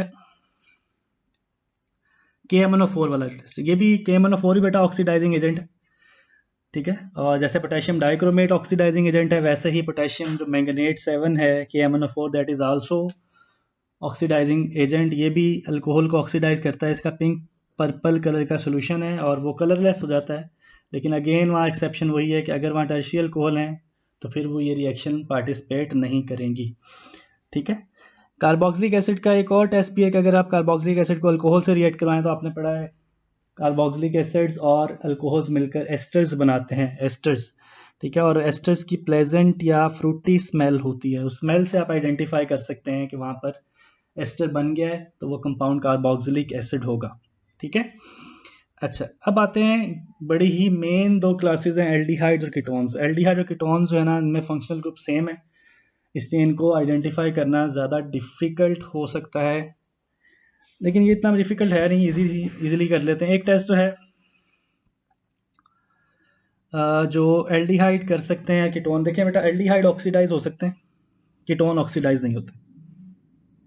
ठीक है, ketones do not oxidise, aldehyde are oxidise to carboxylic acid, ये पढ़ा आपने, प्राइमरी अल्कोहल्स को ऑक्सीडाइज करें तो एल्डिहाइड्स बनते हैं, और अगर एल्डिहाइड्स को फर्दर ऑक्सीडाइज किया जाए तो वो कार्बोक्सिलिक एसिड में कन्वर्ट हो जाते हैं। ठीक है, तो एल्डिहाइड का एक टेस्ट तो ये हो सकता है कि अगर आप उनमें ऑक्सीडाइजिंग एजेंट ऐड करें जैसे पोटेशियम डाइक्रोमेट, तो वो ऑरेंज टू ग्रीन हो जाएगा। ठीक है, पोटेशियम डाइक्रोमेट जो ऑक्सीडाइजिंग एजेंट है ना, वो खुद रिड्यूस हो जाता है।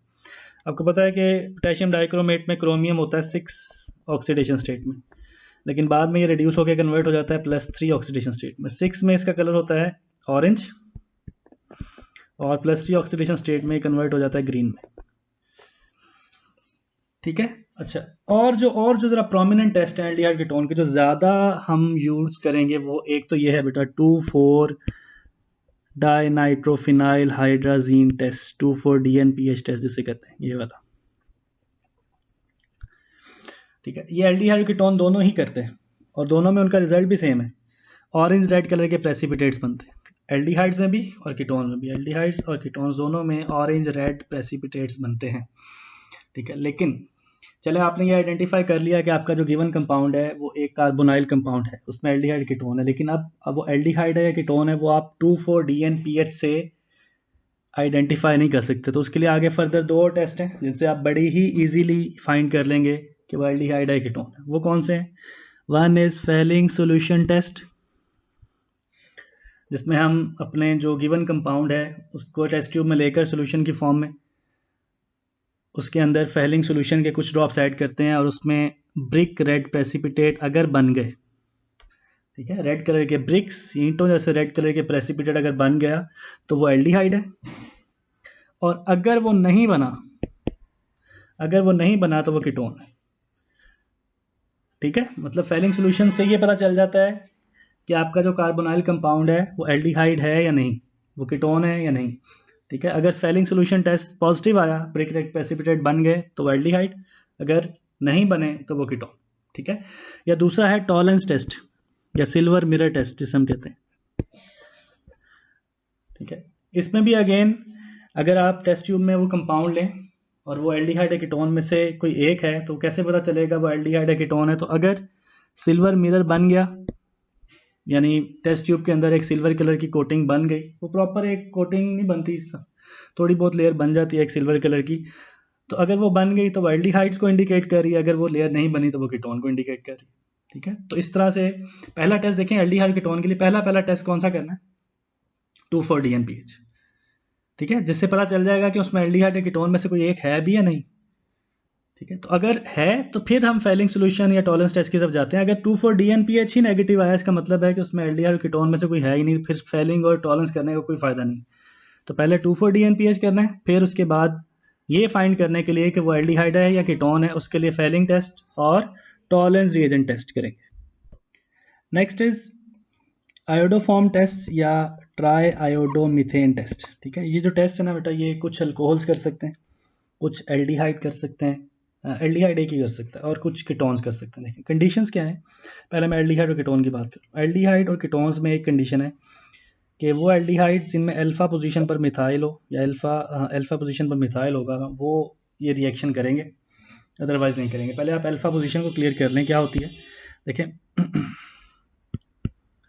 ये कार्बोनाइल ग्रुप है, ठीक है, इस फंक्शनल ग्रुप है, this is functional group. Functional group के साथ जो कार्बन है उसे हम कहते हैं अल्फा कार्बन, और अल्फा के साथ जो है उसे कहते हैं बीटा कार्बन।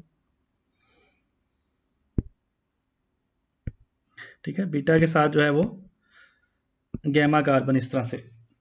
तो अगर ये जो अल्फा कार्बन वाली पोजीशन है, ये वाली, अगर ये मिथाइल है,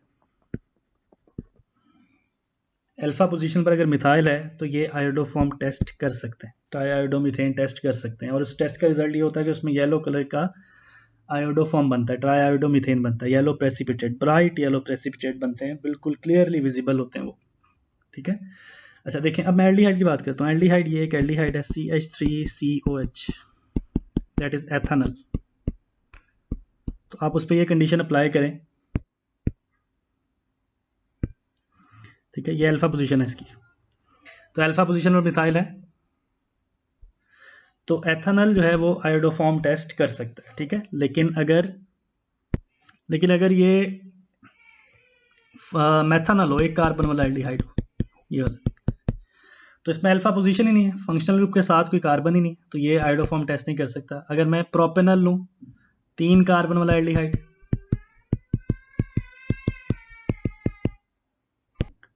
और इसमें काउंट करें, ये अल्फा पोजीशन है, ये बीटा पोजीशन है। अब देखें अल्फा पोजीशन पर मिथाइल नहीं है, CH2 लगा हुआ,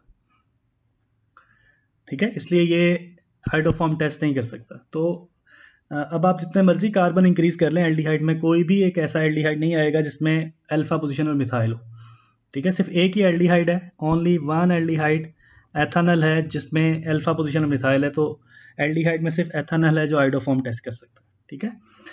या आप सिंपली ऐसे कह दें कि मिथाइल एल्डिहाइड जो होते हैं, यानी जिसमें एल्डिहाइड ग्रुप के साथ मिथाइल लगाओ, वो आइडोफॉर्म टेस्ट कर सकते हैं, और वो एक ही है, वो है एथानल, और कोई भी एल्डिहाइड नहीं है जिसमें अल्फा पोजीशन पर मिथाइल हो, ठीक है। कीटोन में भी यही कंडीशन है, देखें बेटा ये कीटोन है CH3COCH3, ठीक है, ये फंक्शनल ग्रुप है, फंक्शनल ग्रुप के साथ ये अल्फा पोजीशन है, ये भी अल्फा पोजीशन, ठीक है। तो अल्फा पोजीशन दोनों साइड पर देखें मिथाइल प्रेजेंट है, तो ये आइडोफॉर्म टेस्ट कर सकता है, ठीक है। ऐसे कीटोन जिसमें फंक्शनल ग्रुप के साथ मिथाइल हो उसको हम कहते हैं मिथाइल कीटोन,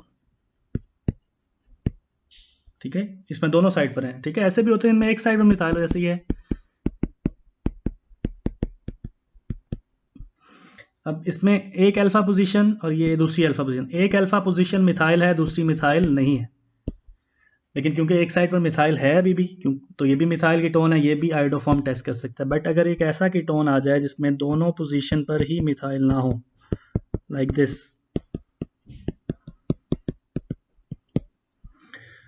इस तरफ जो अल्फा कार्बन है ये भी मिथाइल नहीं है, इस तरफ जो अल्फा कार्बन है ये भी मिथाइल नहीं है, तो ये कीटोन आइडोफॉर्म टेस्ट नहीं कर सकता, ठीक है। तो मिथाइल एल्डिहाइड या मिथाइल कीटोन होंगे तो आइडोफॉर्म टेस्ट करेंगे, और उसका रिजल्ट क्या होगा कि उसमें येलो प्रेसिपिटेट बनेंगे, येलो प्रेसिपिटेट, ठीक है। अल्कोहल्स में क्या कंडीशन है, अल्कोहल्स में कंडीशन है बीटा पोजीशन पर मिथाइल होना चाहिए, अल्फा नहीं, बीटा, बीटा पोजीशन पर, ठीक है। अब देखें मैं आपको इसकी भी एग्जांपल देता हूं, देखें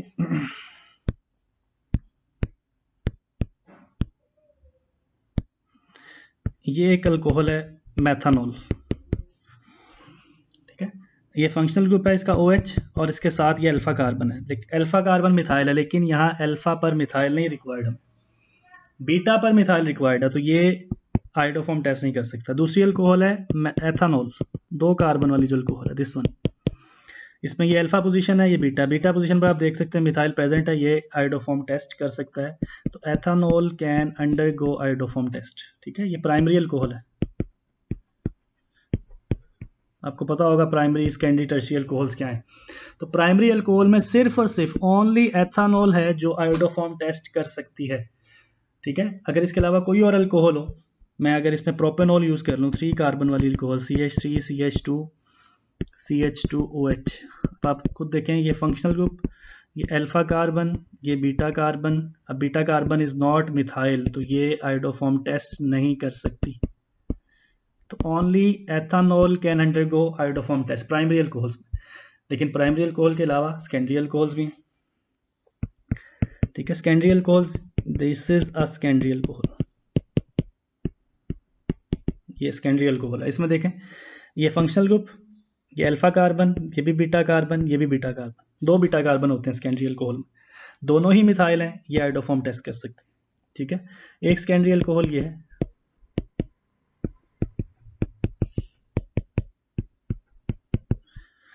ये अल्फा कार्बन है फंक्शनल ग्रुप के साथ, ये भी बीटा कार्बन है, ये भी, एक बीटा कार्बन मिथाइल है, एक बीटा कार्बन मिथाइल नहीं है, लेकिन क्योंकि एक बीटा पर मिथाइल है, एक भी बीटा पर मिथाइल हो तो वो आइडोफॉर्म टेस्ट कर सकती है, ठीक है। बट अगर हमारे पास एक ऐसी सिचुएशन आ जाए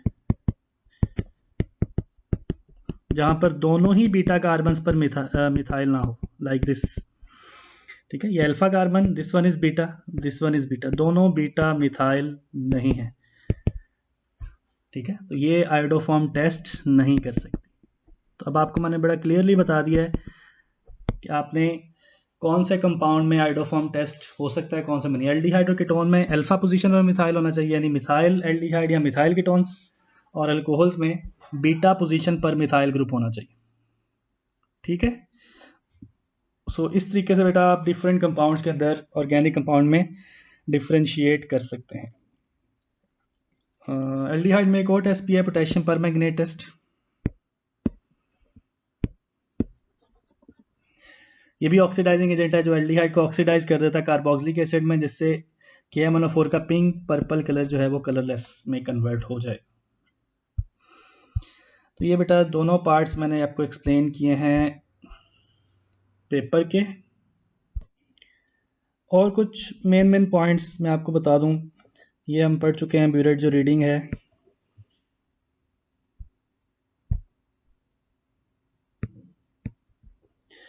ठीक है, पिपेट की रीडिंग में कितना अनसर्टेनिटी होती है, एरर होता है 0.06, वॉल्यूमेट्रिक फ्लास्क में 0.2, और ब्यूरेट की रीडिंग 2 डेसिमल प्लेसेस होती है। बेस्ट टाइटर यानी कंकॉर्डेंट रीडिंग 0.1 सेंटीमीटर क्यूब की रेंज में होनी चाहिए। अगर पहले ही दो रीडिंग्स 0.1 की रेंज में आ जाए, डिफरेंस में आ जाए, तो थर्ड टाइटर करने की ज़रूरत नहीं है, ठीक है। ब्यूरेट का एडवांटेज डिसएडवांटेज, ब्यूरेट में परसेंटेज एरर कम होता है, मोर एक्यूरेटली कैलिब्रेटेड है। ये पूछ लेते हैं पेपर में, ब्यूरेट का एडवांटेज क्या है पिपेट से। डिसएडवांटेज ये है कि ये ज़्यादा टाइम कंज्यूम होता है, ड्रॉप वाइज हम करते हैं जो है ना, लिक्विड ट्रांसफ़र करते हैं, इसलिए टाइम ज़्यादा कंज्यूम होता है, ठीक है। और हमने सारे अपरेटस को डिस्टिल वाटर से रिंस करना होता है। अच्छा, एक और चीज़, आपने एक फ्लास्क में अगर कोई स्पेसिफिक केमिकल बनाना ना, तो आपने उसको वाटर से रिंस करने के बाद उस केमिकल के सोल्यूशन से भी आप रिंस करेंगे, ठीक है। फॉर एग्जांपल ब्यूरेट में आपने KMnO4 लेना है, तो एक बार ही आप उसे पानी से डिस्टिल वाटर से रिंस करने के बाद आपने उसे KMnO4 से रिंस कर लेना, ताकि उसमें पानी ना रहे, उसमें KMnO4 ही, अगर क्योंकि पानी कुछ बच जाता है ड्रॉपलेट्स, तो वो आपने पानी उसमें से बिल्कुल पास आउट करने के लिए उसको एक बारी आपने KMnO4 से रिंस कर लेना है, ठीक है। और उसके अलावा बेटा आप देखें कि आपने स्पिल आउट जो है उसको बचाना है। अच्छा, वॉल्यूमेट्रिक फ्लास्क वो होती है कॉनिकल फ्लास्क।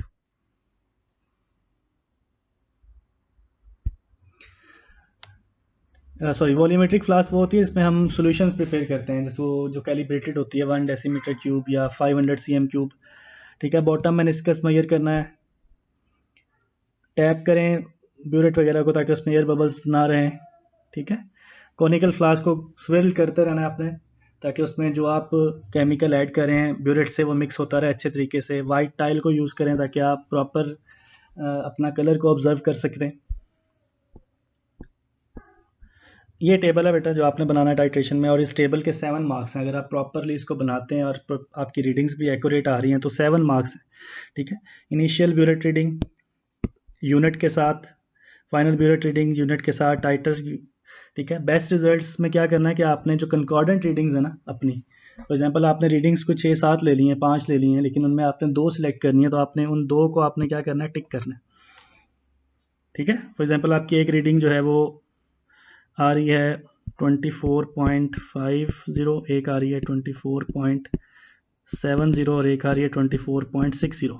अब आपकी 24.50, सॉरी मैं इसको 40 कर लेता हूँ, 24.40 जो है ना ये रेलिवेंट नहीं है क्योंकि ये कंकॉर्डेंट नहीं है। 24.60 और 70 ये कंकॉर्डेंट है, तो आपने इन दोनों को क्या करना है, टिक कर, ठीक है।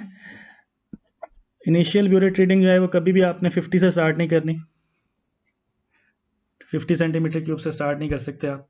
अच्छा, टेम्परेचर जो थर्मामीटर है उसका जो इंटरवल है आपको बताया था 1 डिग्री सेल्सियस मिनिमम उसकी लीज काउंट है, तो आप उसमें रिकॉर्ड करते वक्त 0.5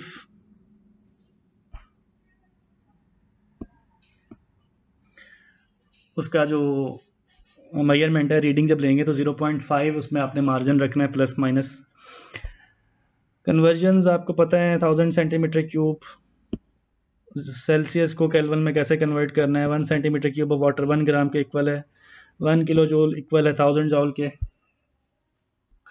और ग्राफ में आपने जब ग्रेडियंट फाइंड करना है तो आपने ट्रायंगल बनानी है, और उसका हाइपोटेन्यूज जो है वो उस लाइन से, जो आपने ग्राफ की लाइन है उसके हाफ से ज़्यादा होना चाहिए। मैं आपको पहले बता चुका हूँ ये चीज़, ठीक है। एक ही टेबल बनाना है, ऑलरेडी टोल्ड यू। और एनॉमलस पॉइंट्स को आपने सर्कल कर लेना है। अच्छा, वो जो ग्राफ बनाते हुए डॉट नहीं लगाना है, ग्राफ में डॉट नहीं लगाना है। अगर डॉट लगाना भी है ना तो एनसर्कल्ड डॉट लगाना है, सिर्फ डॉट नहीं लगाना, ठीक है, क्रॉस लगा सकते हैं लेकिन सिर्फ डॉट नहीं लगा सकते। अगर डॉट लगाने भी हैं अपने तो आपने एनसर्कल डॉट लगाना है। ठीक है, और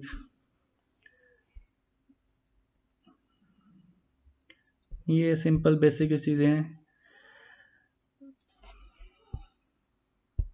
गैस कलेक्शन बेटा ये वाला, गैस कलेक्शन के लिए अपरेटस है। ये जो फ्लास्क है इसमें एक्सपेरिमेंट हो रहा है, यहाँ से एक डिलीवरी ट्यूब जा रही है एक वाटर टब में, और वाटर टब के ऊपर आपने एक कंटेनर इन्वर्ट करके रखा हुआ जिसमें वो गैस कलेक्ट हो जाएगी। साल्ट एनालिसिस हम डिस्कस कर चुके हैं, और डिफरेंट गैसेस। अच्छा, इस गैस SO2 का नहीं पड़ा। SO2 गैस जो है ये रोटन एग स्मेल है इसकी। बाकी तकरीबन बेटा सारी चीज़ें मैं आपको प्रीवियस पार्ट के अंदर सारा एक्सप्लेन कर चुका हूँ। ग्राफ भी मैंने आपको एक्सट्रापोलेशन वाला पॉइंट भी डिस्कस कर दिया है। ये बेटा रेट ऑफ रिएक्शन में ये ग्रेडियंट, ये देखें, ये ग्रेडियंट इस तरह से आप फाइंड करते हैं कर्व के अंदर।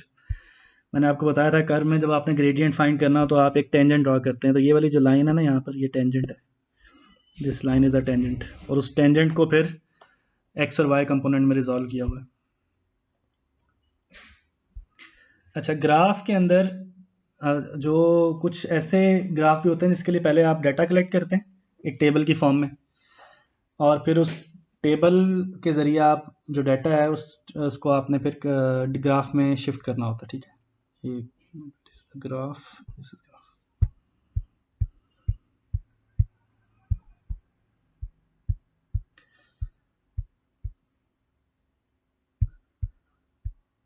ये मैं एक चीज़ और भी आपको बता दूं बेटा, जब आप वो टेबल बनाएंगे ना, आपने जो टेबल डिज़ाइन करना है, अपनी इन्फॉर्मेशन को, आपने जो मेजरमेंट्स किए हैं, ऑब्जर्वेशन जो लिए हैं, उनको आपने एक टेबल में पुट करना है। तो आपने उस टेबल का जो फर्स्ट कॉलम है उसमें आपने पुट करना है इंडिपेंडेंट वेरिएबल, और सेकंड कॉलम में आपने पुट करना है डिपेंडेंट वेरिएबल। ठीक है, फॉर एग्जांपल आप टेबल इस तरह बना रहे हैं, वर्टिकली अगर बना रहे हैं इस तरह,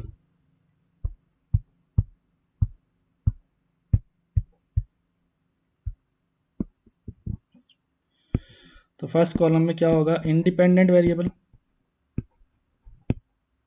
और सेकंड कॉलम में आपने लेना है डिपेंडेंट वेरिएबल।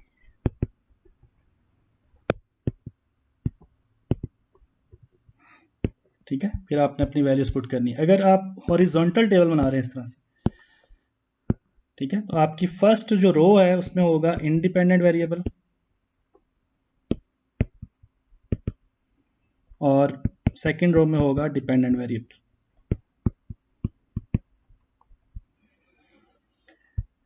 ठीक है,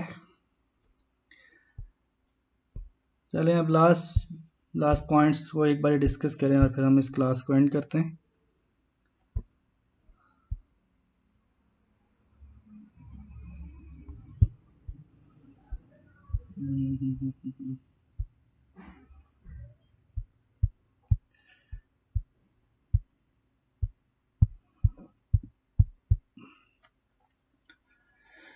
अच्छा जी, टाइट्रेशन में आपके पास एक ब्यूरेट है,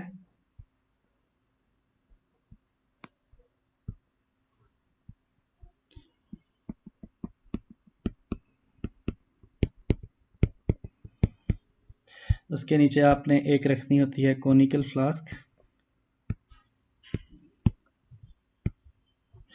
और कोनिकल फ्लास्क के नीचे होती है एक वाइट टाइल। वाइट टाइल इसलिए होती है ताकि आप अपने कलर को प्रॉपरली ऑब्जर्व कर सकें। ठीक है, ये जो फ्लास्क है इसको कहते हैं कोनिकल फ्लास्क। ठीक है, दिस वन इज ब्यूरेट। और आपने अपनी ऑब्जर्वेशन जो है ना, फर्स्ट जो रफ टाइटर लेते हैं वो आप लेने के बाद आपने टाइट्रेशन को अपनी जो रफ टाइटर वाली वैल्यू करीब आकर बहुत स्लो डाउन कर लेना है, यानी सिंगल सिंगल ड्रॉप आपने यूज़ करना है ताकि आपका जो एंड पॉइंट है वो आप फ़ौरन से डिटेक्ट कर लें और आप कोई एक्स्ट्रा लिक्विड यूज़ ना करें ताकि आपके रिजल्ट ठीक आए। इंडिकेटर्स जो है बेटा आपको याद हों तो ज़्यादा बेहतर है, वैसे बताया होता है पेपर में कलर चेंज आएगा, लेकिन कभी नहीं भी बताया होगा, और एग्जैक्ट कलर चेंज क्या होता है ये आपको अगर याद हो तो ज़्यादा बेहतर है। ठीक है। और टाइट्रेशंस में डिफरेंट टाइप्स हैं, एसिड बेस्ड टाइट्रेशंस हैं, रेडॉक्स टाइट्रेशंस हैं, जिसमें आप KMnO4 को यूज़ करते हैं, ऑक्सीडेशन रिडक्शन होती है। और आयोडीन टाइट्रेशन है, इसमें सोडियम थायोसल्फेट और आयोडीन की यूज़ करते हैं, सोडियम थायोसल्फेट एंड आयोडीन। और आयोडीन के लिए जो इंडिकेटर है वो एक स्टार्च है। रिडॉक्स टाइट्रेशन में KMnO4 खुद ही इंडिकेटर का काम करता है। स्टार्च जो है ना, स्टार्च आयोडीन के साथ मिलकर एक कम्प्लेक्स बनाता है, स्टार्च आयोडीन कम्प्लेक्स, और उसका कलर हमें इंडिकेट होता है, वो होता है डार्क ब्लू से ब्लैक, हमें वो फील हो रहा है, डार्क ब्लू टू ब्लैक, इस तरह से हमें वो कलर फील हो रहा है। ग्रेविमेट्रिक एनालिसिस में बेटा हम मैस मेजरमेंट्स करते हैं, यानी एक मैस हमें गिवन होता है या हम मैस मेजरमेंट्स,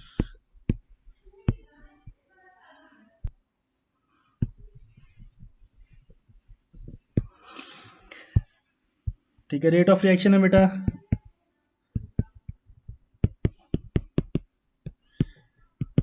हम रेट ऑफ रिएक्शन मेजर करते हैं by comparing time with concentration और by comparing temperature with concentration, कि कितने टाइम में कितनी कंसंट्रेशन कम या ज़्यादा हुई है, या किस स्पीड से वो कंसंट्रेशन फॉल कर रही है, उसमें कोई कलर चेंज भी हो सकता है, ठीक है। और गैस वॉल्यूम एक्सपेरिमेंट्स में हमने गैस प्रोड्यूस करनी होती है और उस गैस को हम कलेक्ट कर लेते हैं, फिर उसका वॉल्यूम हम यूज़ करते हैं, उसकी कैलकुलेशंस करते हैं। तो ये बेटा सारे बेसिक पॉइंट्स थे, डिटेल पॉइंट्स भी सारे कवर हो चुके हैं।